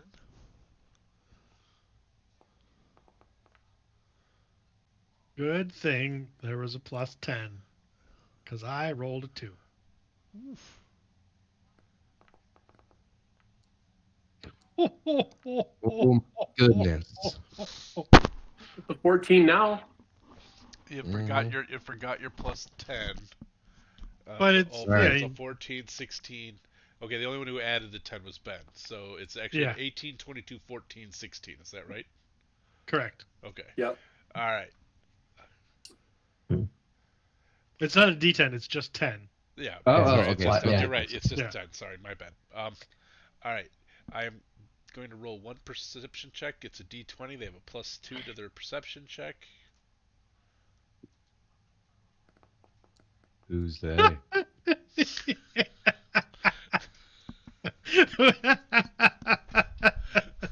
Okay, before we find out what that means, can we pull over and use the restroom? Yep, we can do a bio break, everybody. All right. It means we all failed. Even with Pass without a trace. Their They hands spotted in a cookie all jar. of us. All right.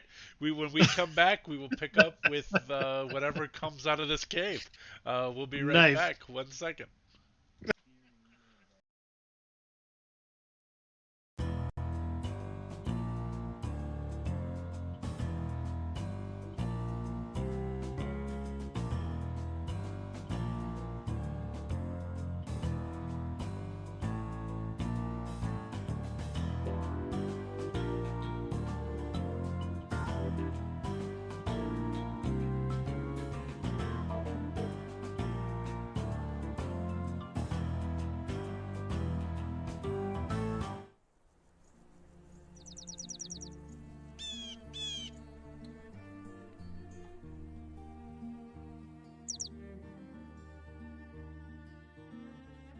Wingspan is a place full of birds.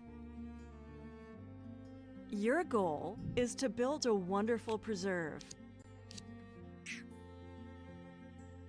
that will lead you to victory.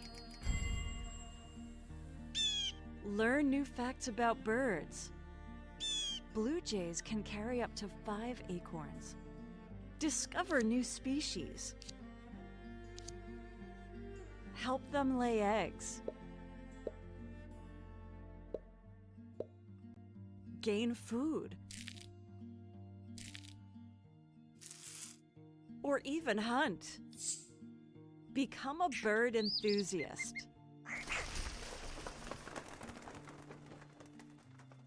Wingspan, a relaxing strategy game.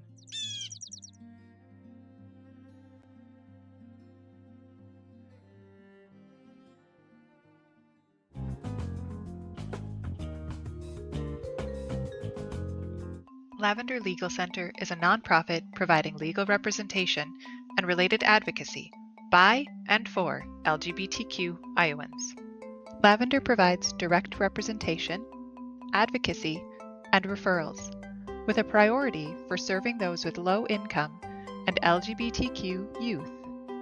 Lavender operates with 4 main core values. The first is equity, recognizing that legal aid and related advocacy are basic human rights. Second is inclusivity, providing equal access to services for those who are marginalized. Third is dignity. LGBTQ people are worthy of advocacy no matter their specific need for assistance. And fourth is compassion. LGBTQ people in need of legal services come to the matter with great vulnerability. To best serve those individuals and families, Lavender Legal Center must have concern and understanding for their sufferings. Your support of Lavender Legal Center helps further the mission to provide legal services, advocacy, and resources for the LGBTQ community. Together, we can build a more equitable, inclusive, dignified, and compassionate future.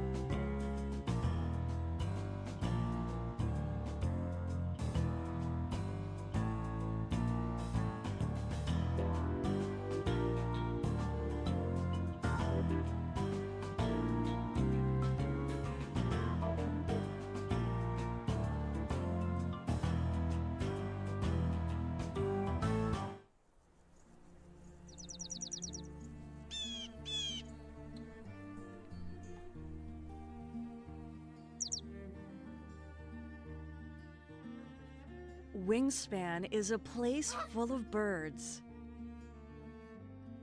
Your goal is to build a wonderful preserve that will lead you to victory. Learn new facts about birds. Blue jays can carry up to 5 acorns.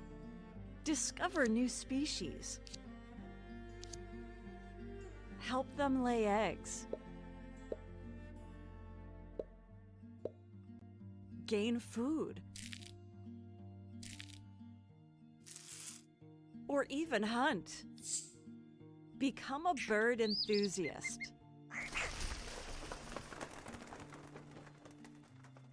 Wingspan, a relaxing strategy game.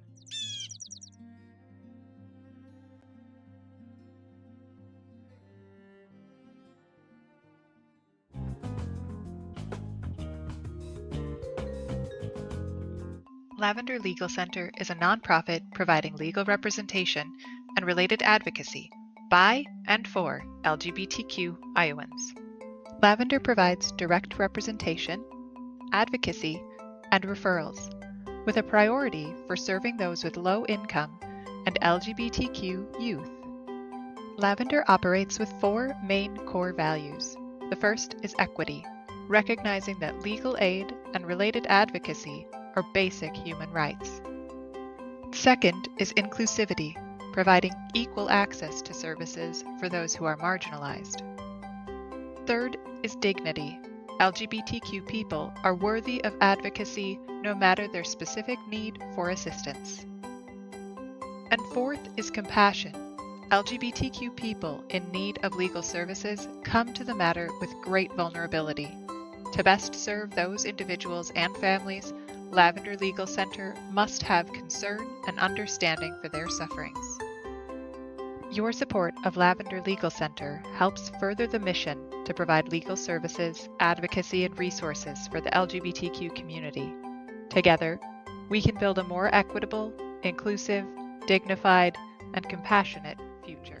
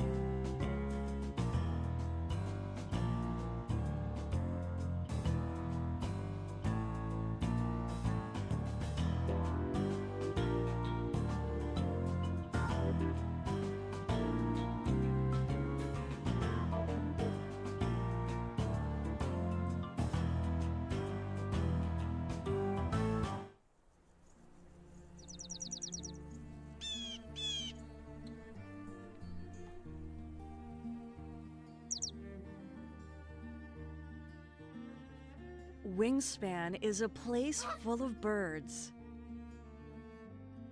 Your goal is to build a wonderful preserve that will lead you to victory. Learn new facts about birds. Blue jays can carry up to 5 acorns. Discover new species. Help them lay eggs. Gain food. Or even hunt. Become a bird enthusiast. Wingspan, a relaxing strategy game.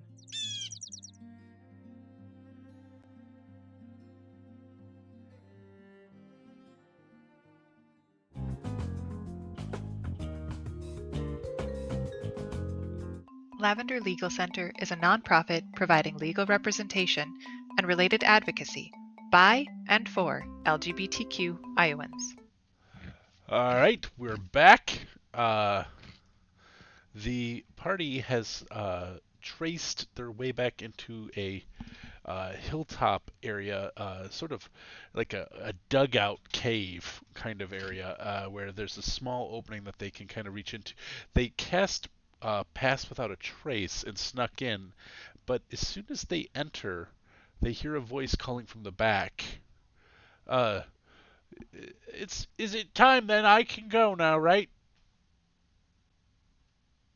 I've heard you coming.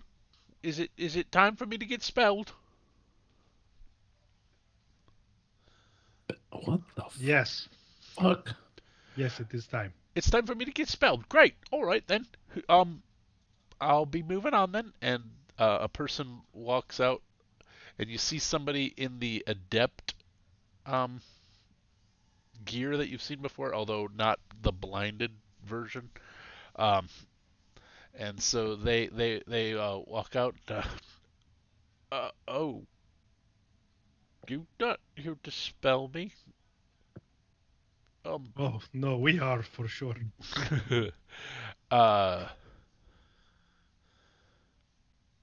Okay, I was looking for Reg. Don't want any trouble here. No, we're here to take the shipment back.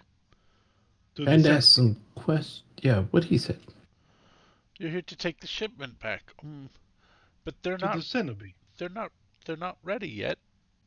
What the hell have you been doing? Hell, aren't they ready? Oh, what he said.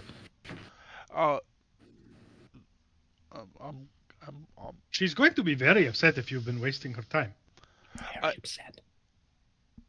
I'm not wasting her time. It's just we've got like at least another week before they're ready to be moved. I And see her confidence in you was misplaced. well, no, I'm following. We're on the right time schedule. I'm afraid we're going to have to spell you, not in the way you were hoping. It sounds so dark when you say it. It was meant to. Are we rolling initiative? I don't know. Does this person want to fight?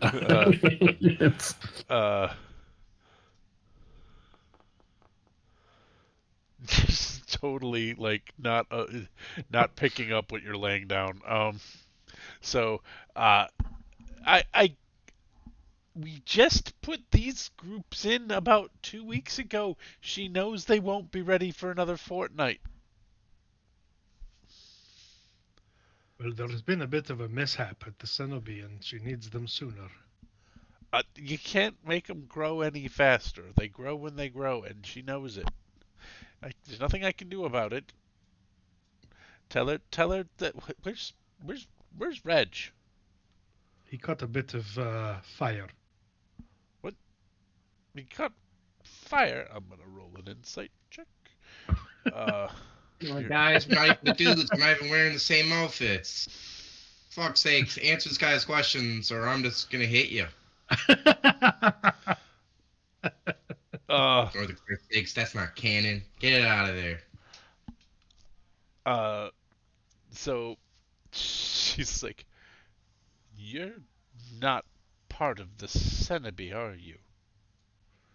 We did come from there. I believe you. But I don't believe you're members of the Order. No, your order is a bunch of pretenders who only play at shadows as though they're a fucking hobby. Oh. Wow. One's going to give Frankly, Ulfer another it makes me sick. And Ulfer's eyes are like, and I'm gonna use the form of dread. Okay. I'm transforming. All right. Oh. She was also going to do something. So because we didn't roll initiative, so I was just gonna do something. Yeah. As you do that, she's instantaneously, or should we roll initiative? Maybe we should roll initiative. Sure. Yeah, let's do that. Where's my initiative? I mean, she knows she is outnumbered. It'll be fine. I can never remember where the initiative is here. Well, I have to start the combat. Oh, okay. Okay. Tell me when. Go ahead.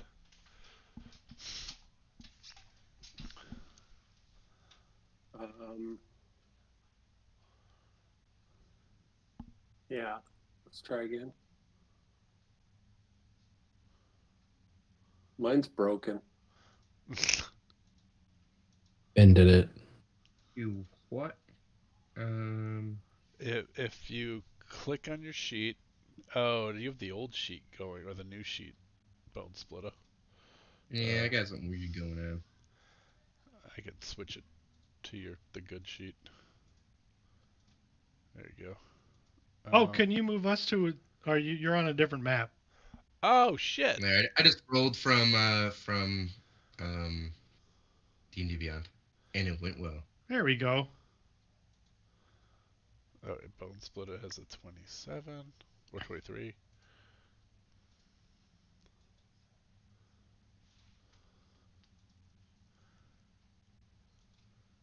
Oh, no, don't re-roll that. Oh, that was you. That was me. All right. So you guys can all see what's going on here? Yes. Okay. So See. she's kind of like just to be clear here, she's like 5 feet lower than you. Okay. Because this is a decline here. So uh, so you can tell Ben's getting ready to do something. You can tell she's getting ready to do something, and Bone Splitter has the initiative. So as things start tensing up, what does Bone Splitter do? I'm just going to walk up to him and how do you non-violently, or not violently, well, that would be a hard thing, non-lethally hit somebody with an axe? You just shovel that thing into his gut, Yeah, you can. so you don't hit him with the pointy ends. Yeah, you hit him with the flat. And It's like hitting him with a cricket bat. Yep. Although you could do that lethally if you want. I was gonna say, I think that'd be pretty fucking lethal. With somebody of Bone Splitter's strength, so. Oh, that'll hit. All right. Totally not trying to kill him.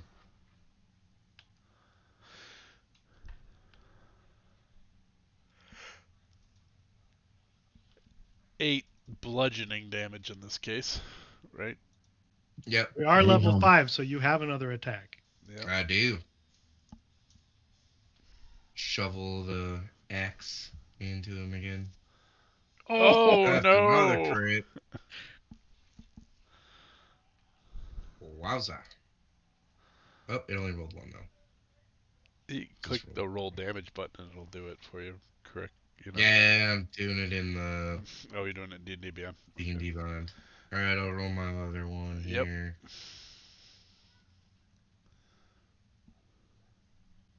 Alright, that one I'm just gonna re-roll with my Well, set that should have been a attacker. D12 and not a D10. It should have been Oh, a yeah. D12 and probably have a strength bonus on it too. Well, the strength bonus is already on the other one. Yeah. Oh, fuck off. What is all that now? That's a bunch of D10s. Let's start over here. There, that's correct. That's still 5. But yet it. And then you wanted to re-roll? Yeah. Why does it say -4? Yeah. I don't know, man. My whole day's You're- been the -4, man. Let me You're tell you. broken. What are you clicking on? Anything. That's better. Okay. It still should have a strength bonus on it though. But No, because that's my the first roll had that, so it's 8 plus 9 for 17 total on the second hit. Yeah. Okay. So 25 total between the two hits. Okay, thank you, because this all got jacked up. Yeah. No, not that. She's not dead. All right, it should be there. Okay. Cool. All right. So, all After right. that attack, I'm not even gonna And- rage. and I'm just gonna look- look and- back and be like, I don't know what else supposed to do. And yeah, there you go. All right. So then, after Bonesfoot just runs up and flattens her almost with the axe, it's Quillen's go. Is she still stood? Oh yeah, she's not down. She looks like she's half the adept she used to be. Oh. Well then. Okay. She still seems to be like trying to get the words of some spell out because that's what triggered this whole thing. Was Ben and Right. both started whispering stuff at the same time, The whispers are bad. Or- I'm gonna just. doing Yeah. whatever they do to. Well, Let's he see, started. how I was do just He- trying to put her in her shadow place. He started turning into something creepy, and she started Oh. casting a spell, and then she got gutted. And I Bone don't- Splitter reacted faster than either of us. And she I started, don't have it to click. I don't have it to click on. I don't have it to click on. So I'm gonna cast Tasha's Mind Whip on her. She Okay. needs to make a DC 15 Intelligence saving throw, Okay. or suffer the effects of my spells. 15. Bang. All right, so she'll take half of this. Half this Damn. damage. Whoa. Half of that is psychic. I think that came across as 13, right? It did. And So that's minus. Is there a way for me to like 7. not be in the room? Can I be like not in the room right now? Yeah, you aren't currently. Oh, okay. Well, I would have had to move up, and then I will okay. move back, and I'll be all done. Okie doke. She still stands as it's her turn, and what she was going to cast, perhaps foolishly. Oh man, I'm thinking she might. I'm going to stick with what she was originally going to do because I want to play it like this is what was happening. Like that's why we all, like everything went south. Because I'm like, the smart thing for her to do would be to dimension door the fuck out of here. But she was going to cast Phantasmal Force on Ben. So, shit. So. Don't let her do that, Ben. Well, I can't do anything to stop it. Well. So Don't say I didn't warn you. I need a DC 14 Intelligence saving throw from Ben. Can I? No, I can't. Oh wait, is this an area of effect? I got it. You did.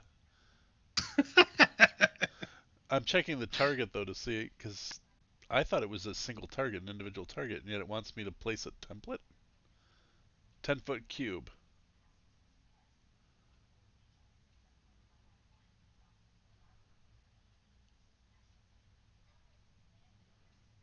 Only to the target, so that would have been only to you anyway. So yeah, here's my 10-foot cube. Doesn't matter. Ooh, that's fun. And you shake it off, right? Like on a DC, if the target makes it safe, if the target realizes it's a phantom, and the spell ends. So all of that for naught. It's a nice try. And so I will remove that from the board. And she will provoke an opportunity attack from Bone Splitter and run this way.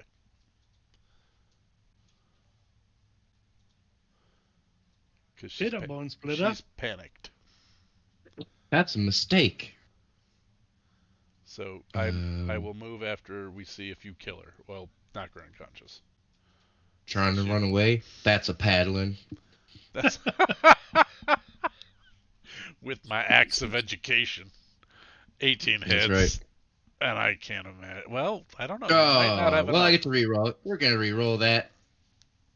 It's one per turn. Wait, does that mean I can do it for my reaction? I don't think so. I think I'm just stuck with that, right? Yeah, you already did it on your turn. You already did it during this turn. So you're stuck with the 4. So. But once per turn is each character has a turn. Once per round. This is a different turn. Yeah, this is a different turn, so you would still have it if it says once per turn. So he would still have it now, but on his next up, he wouldn't have it for that one. He would have it again because that would be a different turn. Because a turn is each character.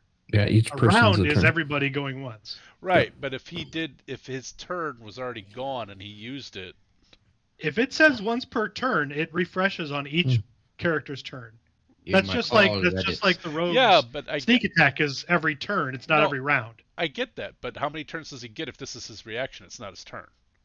It's somebody else's turn, but it's a different turn. And once per turn, he can do this. But he only has one reaction. It doesn't say his turn. It says just a turn. Boy, I think that's a loose interpretation of that, I feel. I think it's exactly how it's written. That seems wrong. Like, that he could do that. But that's the whole benefit of, sneak attack, being able to use your commander strike to tell a rogue to attack again and use sneak attack. Because their sneak attack says once per turn, they can add sneak attack. So if you can get them a way to make extra attacks, they get sneak attack. All right. I'll buy it. Dang, Rufio, re-rolling. I'm gonna ask the internets about that, but I think that Ed is correct. It's 100% Ed's right. Okay. Wow, how dare you disgrace our DM like that? 100%. We gotta act like it's 99 at least, guys. Come on. All right. What am I doing? Oh yeah, way more damage. That's what I'm doing. So 13 slapping damage, paddling damage.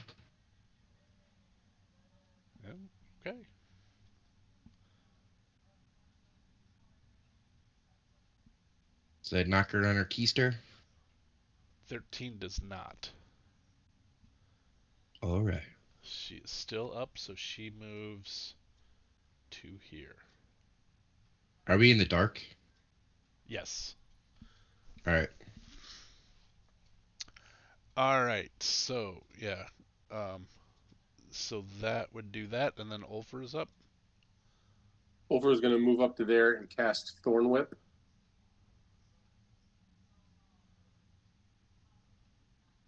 Whoa. Oof. Man, you guys have the crits tonight. Yeah. Good lord.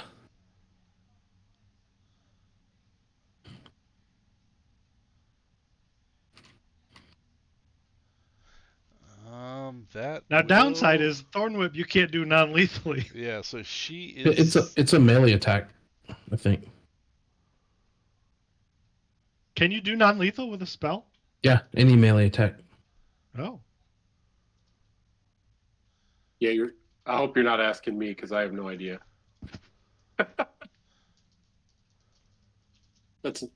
You make a melee spell attack. I didn't think you could do non-lethal with a spell. Yeah, any melee. Yep, if the spell inflicts melee damage. Yep. According to the internets, and I'm not checking. Yeah. I am only going with the first thing Google throws up when I'm reading these, so I'm not vetting whether or not the person who wrote it was an idiot. So, but if it's tracking with you guys, then that sounds good to me. So, it is if you wanted it to be non-lethal, which I'm not going I did want it to be non-lethal, right. And my bonus action, I'm going to pick up 3 stones. Well, she's unconscious. Okay. I'm still going to pick up 3 stones because it just occurred to me that I didn't have any. And I guess, is it your choice, or does it automatically pull it 10 feet closer to you? Your choice. Up to. So it's your choice. Yep. So, do you want her pulled 10 feet closer to you? I do. Okay. So she gets zapped back, and she is unconscious. As Ben, you can decide whether or not you want to continue to putting on your form of dread at this point. Right. Well, no. I'm not going to impress anyone this way. It looks good on you, though. They keep playing at shadows like they know what they're doing. She is unconscious. You are in a room, a cave. It looks, as you guys sort of are able to breathe, and I mean, this was less than 6 seconds. So, I mean, other than the conversation that occurred beforehand, it was you walked in and you beat her up, and she's unconscious. You don't see anybody else in here. You do see signs that there are occasionally more than one person in here. There's clearly, and I don't have them in this map here, but there's like some chairs. There are some tending implements. To Quillen's eyes, this looks like somebody read a book on how to tend Mage Illumin and did not understand it very well. But they're making it work. So, like, this is not how your people would do this. And yet, this is straight up correctly grown. Well, not correctly grown, but growing just fine. Adequately grown. Adequately. You know that if you weren't dealing with this pestilence, this blight on it in your home cave, I guess, that it wouldn't that it would look better than this. This is like amateurs did it. This is people who watched a couple of YouTube videos and they're making it work. So, but that's what's in here, and I mean, smells good to you for eating. Do I see any sign of the pestilence on it? Make a pestilence checking check. What flavor would that be? Like investigation? My first thought is nature, but if you would like to make it, I'm leaving that open to you. Okay. Yeah. I would think, like, you being sent out into the world, maybe you were given you could use Arcana if you wanted, or something like that. But yeah, let's see what we get. Oops, wrong tab. Attributes. Well, it doesn't really matter, actually. Oh, fuck this roll. God damn it. You don't see anything. It looks like it's pretty good. They look scrawny, Okay. not well grown, but that also you're looking at the way they planted them. They're not mounded correctly. They're they grow in darkness, but you can also tell they're not doing anything to introduce what they need, which is all four elements. There needs to be heat, Mm. wind, proper air circulation. They need to Right. be water, and they need the earth. They need all four magical elements to infuse them in order to grow. And there is an improper amount of heat in here. But you Okay. don't see any pestilence. So and you guys have all been studying why does the pestilence happen, and nobody has any idea. So it's not that they're not growing it right. It's just they're not growing it right. Okay. Well, then,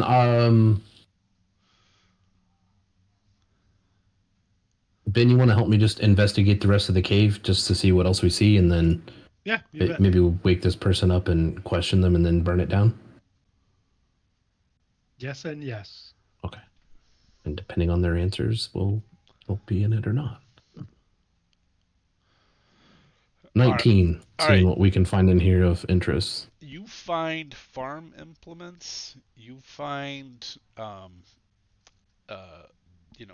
that they have irrigated in, like from a natural spring. There's actually like a trough of water that's filling up. So they've got this sort of figured out. And then as far as they haven't quite gotten their heat all together yet. They have a brazier that they are like moving from plot to plot to heat up the plant, but you guys would never do that. The heat needs to be constant. And so they haven't quite figured out a way to, because they're trying to keep it secret in here, or something else. You don't know why, but they're not introducing as much light in here as they should from heat sources. You then find that there is a ceremonial knife underneath the like some of the farming implements. It's kept in an onyx box. The blade is obsidian. The handle is made of ebony. You hold it up, and it looks like a hori knife. It looks like a what? A hori knife. It's used for cultivating. Oh, It's no. a Japanese cultivation. Oh, okay. And it is so it's sort of like spade shaped, but it goes really into a very pointy, sharp blade. So it's how do I say this? It's got like a crease in it, and then it those creases come into a point. Like if you stab somebody with it, it would make an L-shaped cut in them. Okay. Like a a carrot cut, like a carrot Okay. keyboard cut. And it is extremely sharp.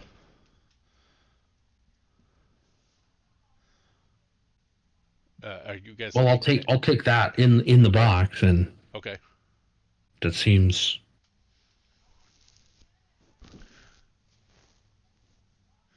Yeah, and then I'll take a sample of this as well, because I have the sample of the other, and I have the sample of this, and Okay.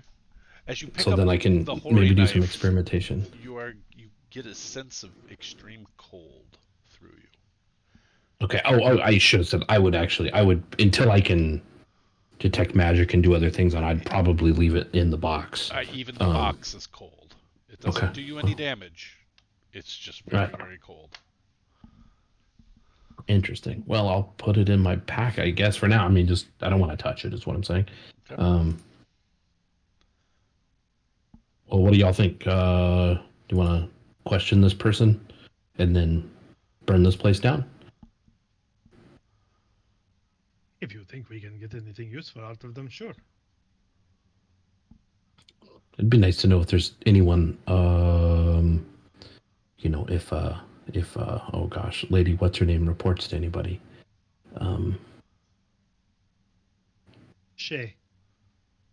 Anik Shay. Yep. Inique Shay. There it is. The owner said it'd be Inique Shay. Yeah. If this Okay. is a scarce resource to your people, are you sure you want to destroy it?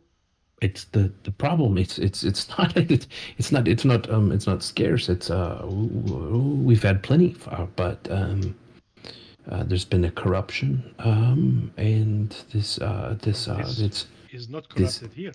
this is the this doesn't look like, but they're doing something to corrupt it. But whatever they're doing whatever they're doing is affecting our crops as well. It's very important that we stop them. Well, I mean, I assume that I stop them.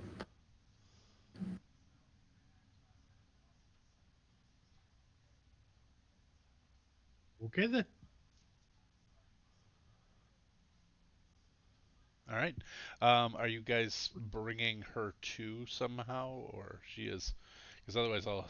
Well, no, you did non-lethal, so she is unconscious for 24 hours. 2 hours. While. Yeah. I only have ways of making her more unconscious. It sounds really dark when you say it like that. Yes, You it beat was me meant to it. I was about to say it.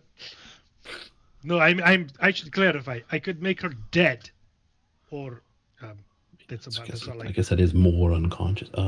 Yeah, right. I could use a spell to bring her to, but that seems a waste of a spell. Well, you guys. Yeah. I guess that it is. Then I'll just. Well, we could just take her. We'll just take her with us. We'll just take her with us. I mean, I'll heal her. She'll get better. So I'll tie her up and I'll cast Cure Wounds. Okay. You tie her up and you cast Cure Wounds on her. Just blocks. Okay. And just in case it matters. Let's see what Don't it know is. how to do this. Here we go. Go. Do roll things. I don't understand. You can click the healing button in that chat and it'll roll it for you. Damn. Nice heal. She comes to. Could we have gagged her first as well? Yes. Some spells don't need hands free. Okay. She's gagged and awake. She's got the face covering. I don't know if you guys are removing that or not, but her eyes look, they're a little more sunken, and there's some age lines to it. She looks a little older. I'm gonna pull her mask down. Okay. It's woman looks to be somewhere between mid 40s to mid 50s. Just from creases in the face, the aging of the skin, drooping of the eyes, but not terribly old. Little bit of gray in the hair if you pull the hood back. Seems to looks similar to many of the people you've met in White Abbey, so could be a local for all you know. But she's sort of looks irritated. I guess you had to pull her mask down to gag her, actually. So she's irritated that she's been unhooded and gagged.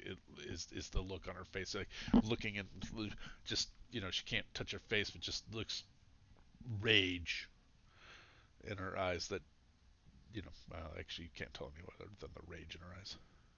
I laugh and I say to Ben, "Oh, she didn't get to tell you a story first." No, it looks like the shadows were not your ally today.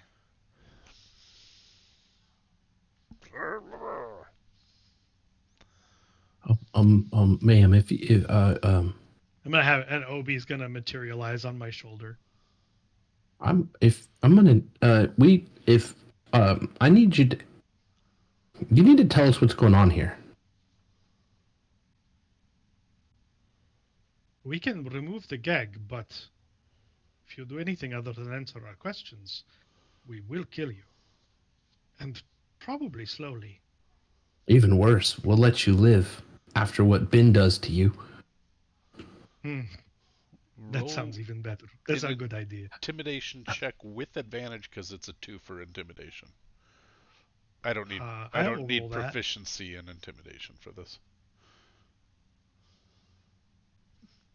And neither did you, because you rolled it straight 18s across the board.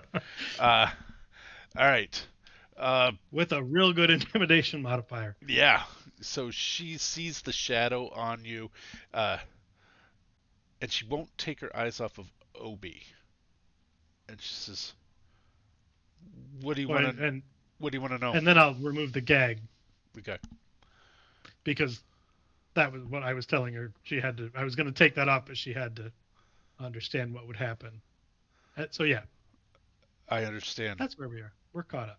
What do you need to know? And I will have my notes ready here for questions that you guys ask. Okay. Take it away. I will listen for the truth of the answers.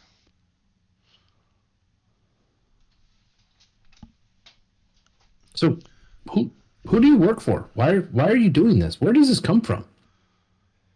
Who does number 2 work for? Chris Jones.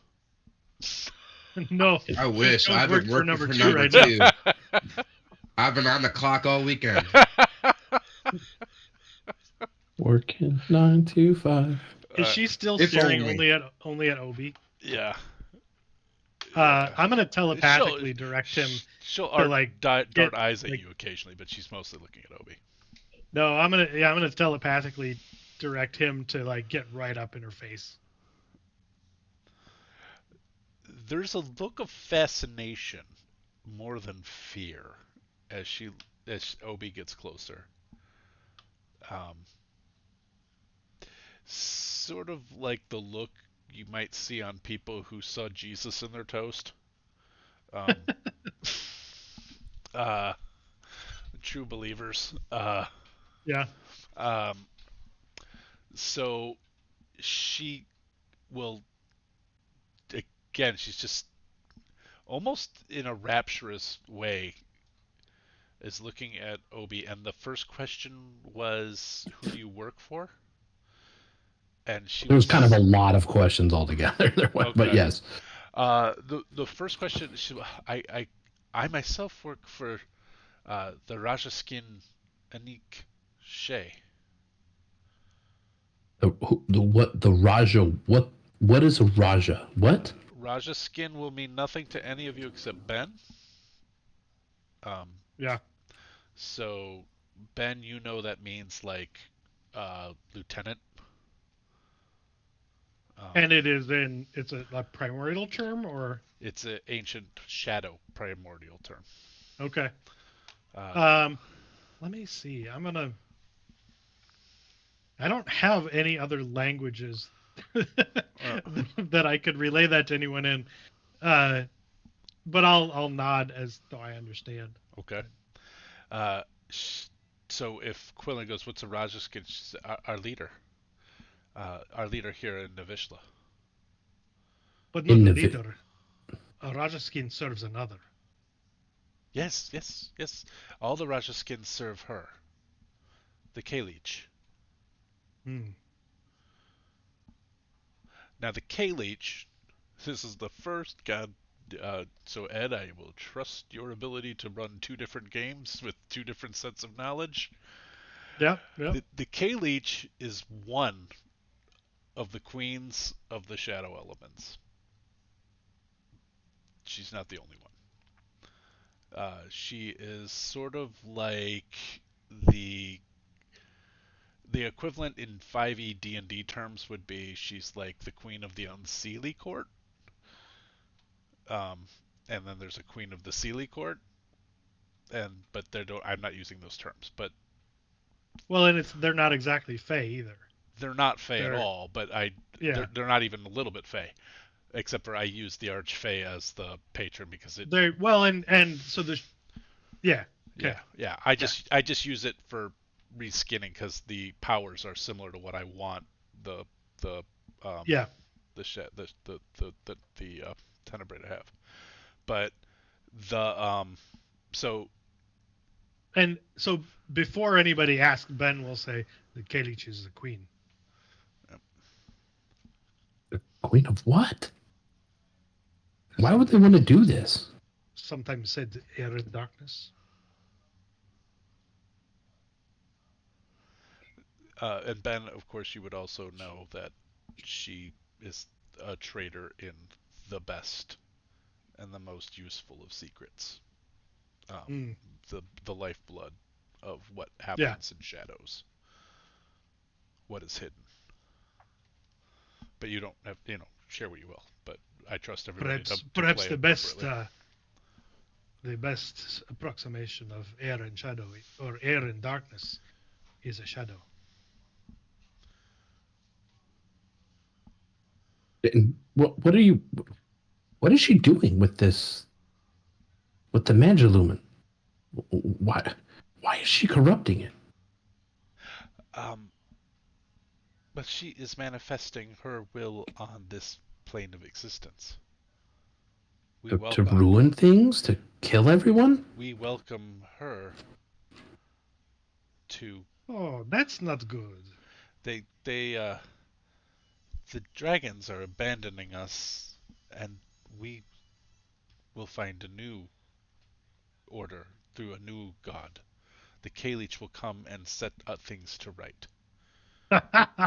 Let me tell you what she is going to do to you. Now I kind of hope that you succeed. I don't understand. She's going to bring about order and power and a clarity in the Yes, shadows. you think you will be around to see a moment of that? I may not live to see it, but I am not free to desist from the work. If she comes through, you are all fucked. Yeah. And not in the. It sounds dark when I say it, huh? Yeah, I was gonna say sometimes that sounds like it would be nice. It would be. I'm sorry, Ofer. Does Ofer ever talk to his god, or is this another? Ofer, do you talk to your god at least? We met a priest. Not yet. Oh boy, so we got more gods that have confusing outlooks and love it.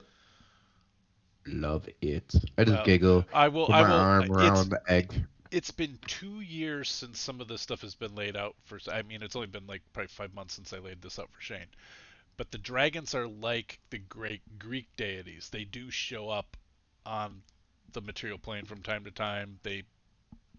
In fact, in the table game, they've talked to one in person. So, but several of them have not been heard from in years. Okay. That's so it is sort of weird that people like, especially clerics or people who are very connected to their deities, because they just kind of like, you pray to Zeus and sometimes Zeus just shows up. It's kind of like that. And he impregnates your cow. And yes, your mom, or whoever, or your entire family. When Loki shows up, turns into weird-legged horse, bangs another weird-legged horse, and then creates another god. Or to paraphrase Eddie Izzard describing the French in all-American films, "Hello, my name is Pierre. I'm here to have sex with your entire family." Anyway, which is Zeus. So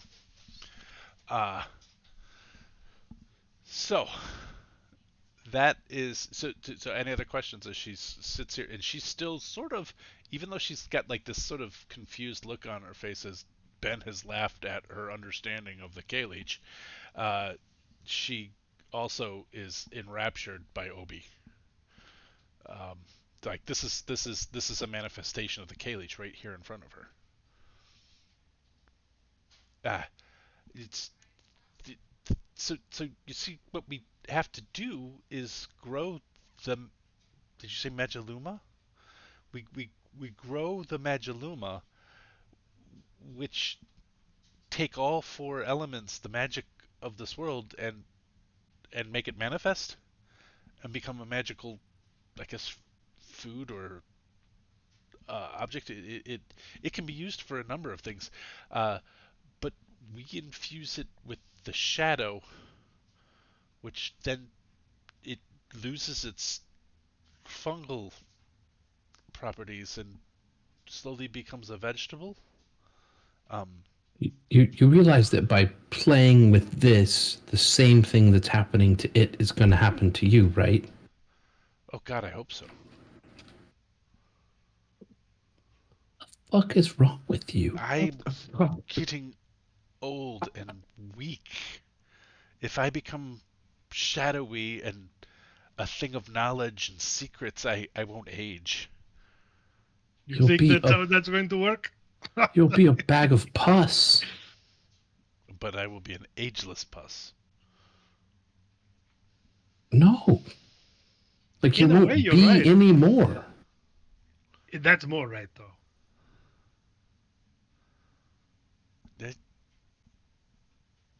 I have been promised, and I believe I've seen wonderful, wondrous things. The mass of the flesh that is you will persist, sure. The the mind will be long gone, though. Well, It might already be. I'm not sure. it doesn't. I guess you can tell me this, but we've been shipping it. Do you honestly believe that you know more than I do about this? And I'm just gonna like flash the shadows in my eyes. No, but You I've been told she's hobbyists coming. are upsetting me.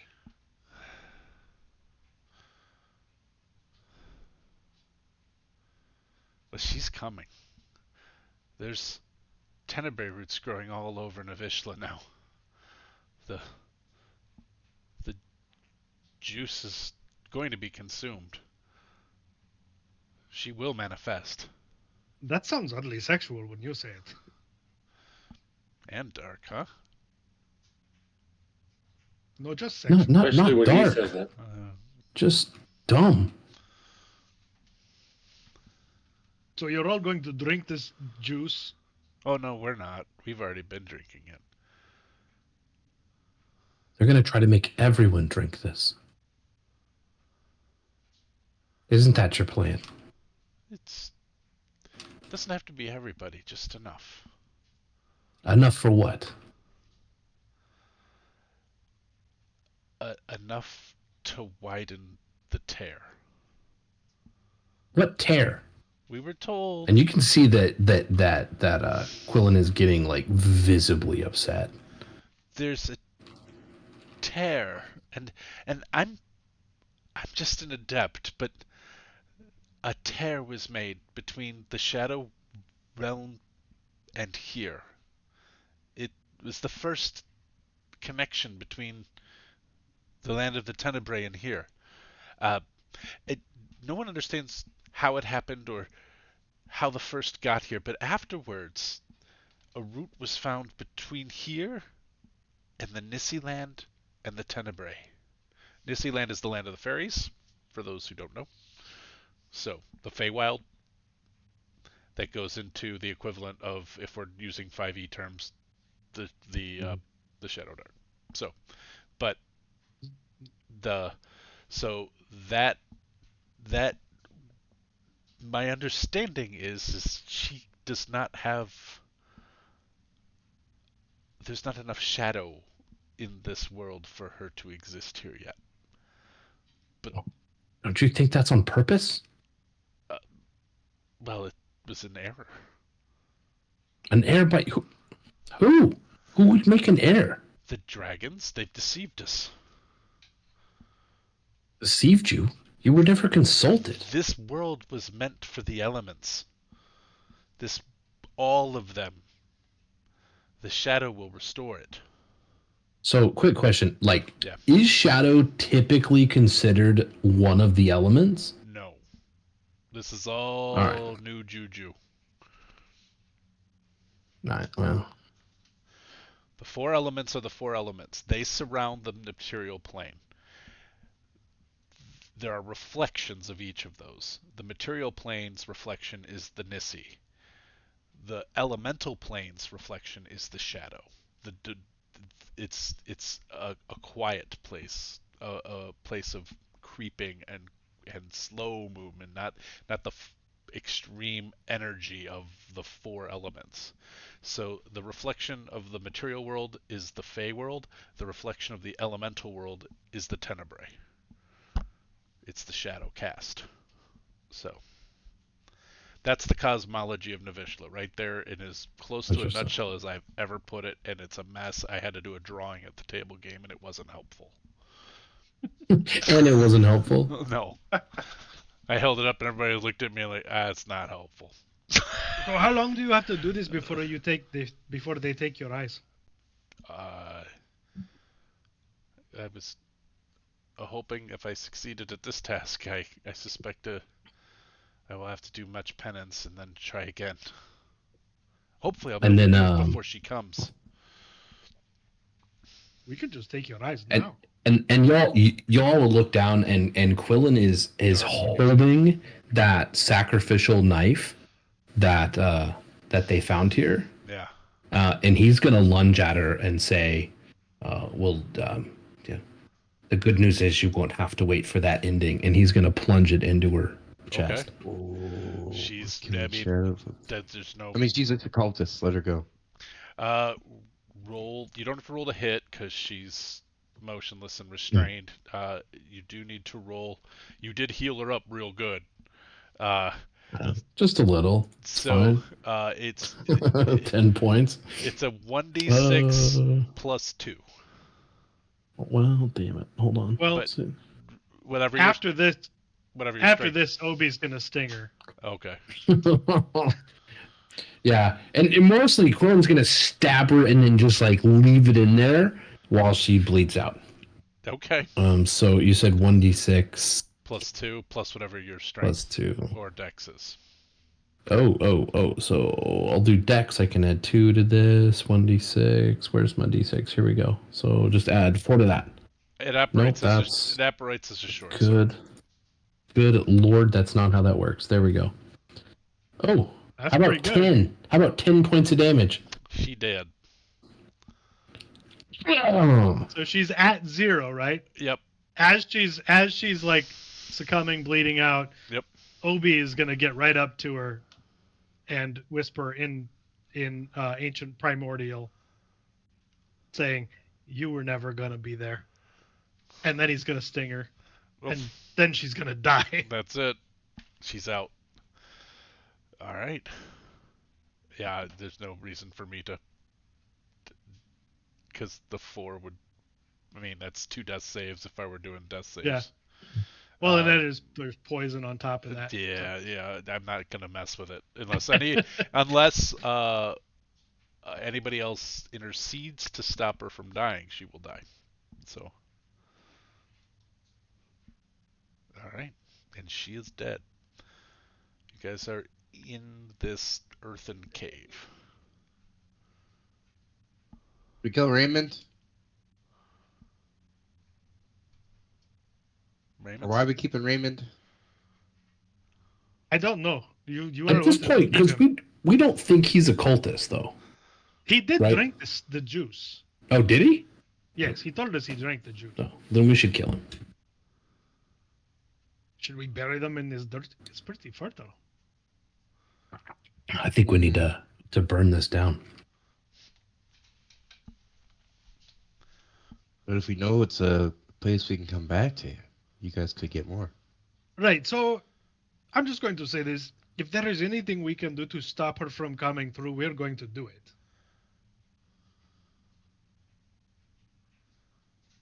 I don't want her here.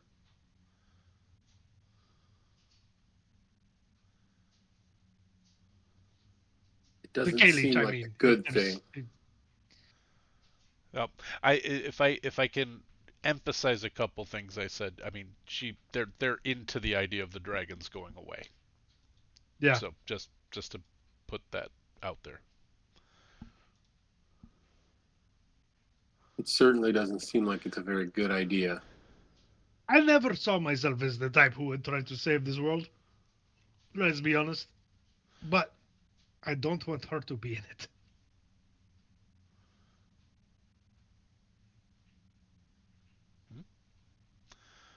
Okay. I think we are at 11 o'clock pumpkin time for Tony, or just shy of, and this is a pretty good place for us to end because I don't have much else for you guys to do here. But to put a pin on it, we're killing Yep. Raymond. Okay, you kill Raymond. And we're and burn the place down. And you burn it down? Okay. Oh, yeah. All right. Do we have any salt? In fact, yeah, I mean, if I can do, like an alchemically thing, I'd like to, salt the earth, essentially. Yeah. Easily done. If you guys spend an hour here, you can make this place completely not growable. It wouldn't be salt in this case. It would, but you would know what to do because you grew Mage Illumin and have the alchemical stuff at your disposal. So, you guys make this place ungrowable. You dispatch, you basically execute Raymond, and put him in here as well and set the place on fire, is my understanding. You could ask Carl if he wants to do it. You'd have, I mean, if Ulfr wants to cast Speak with Animals, you could find out. No, let's not put that on his conscience. Ulfr's trying to have some goodness to it.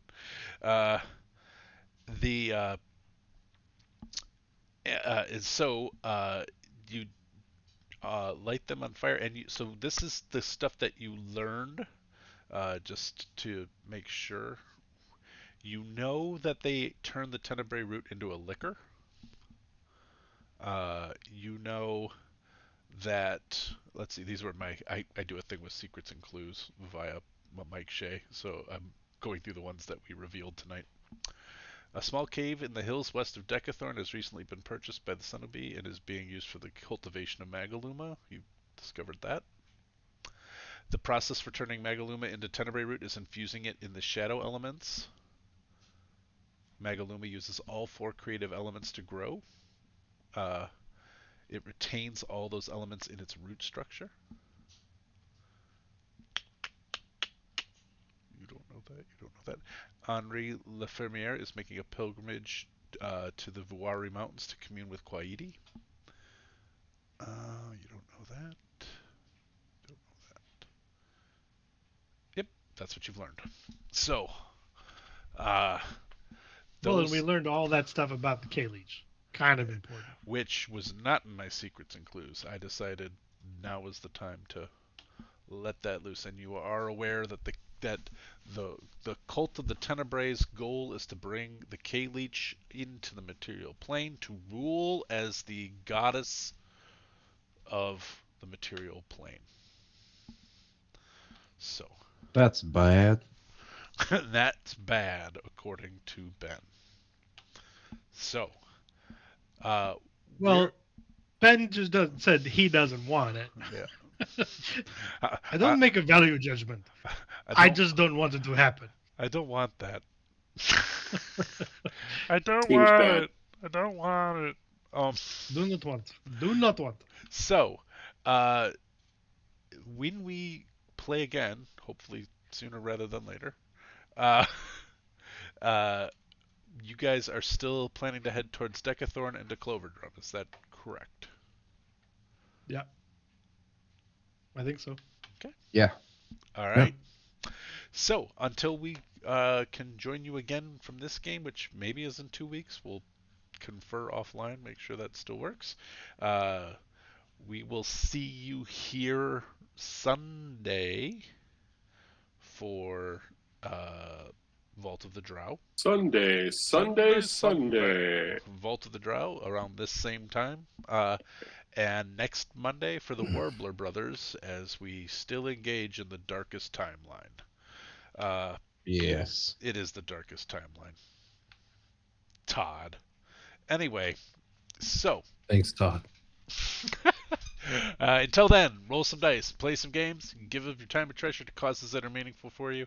We'll see you on the flip side. Cheers, everybody.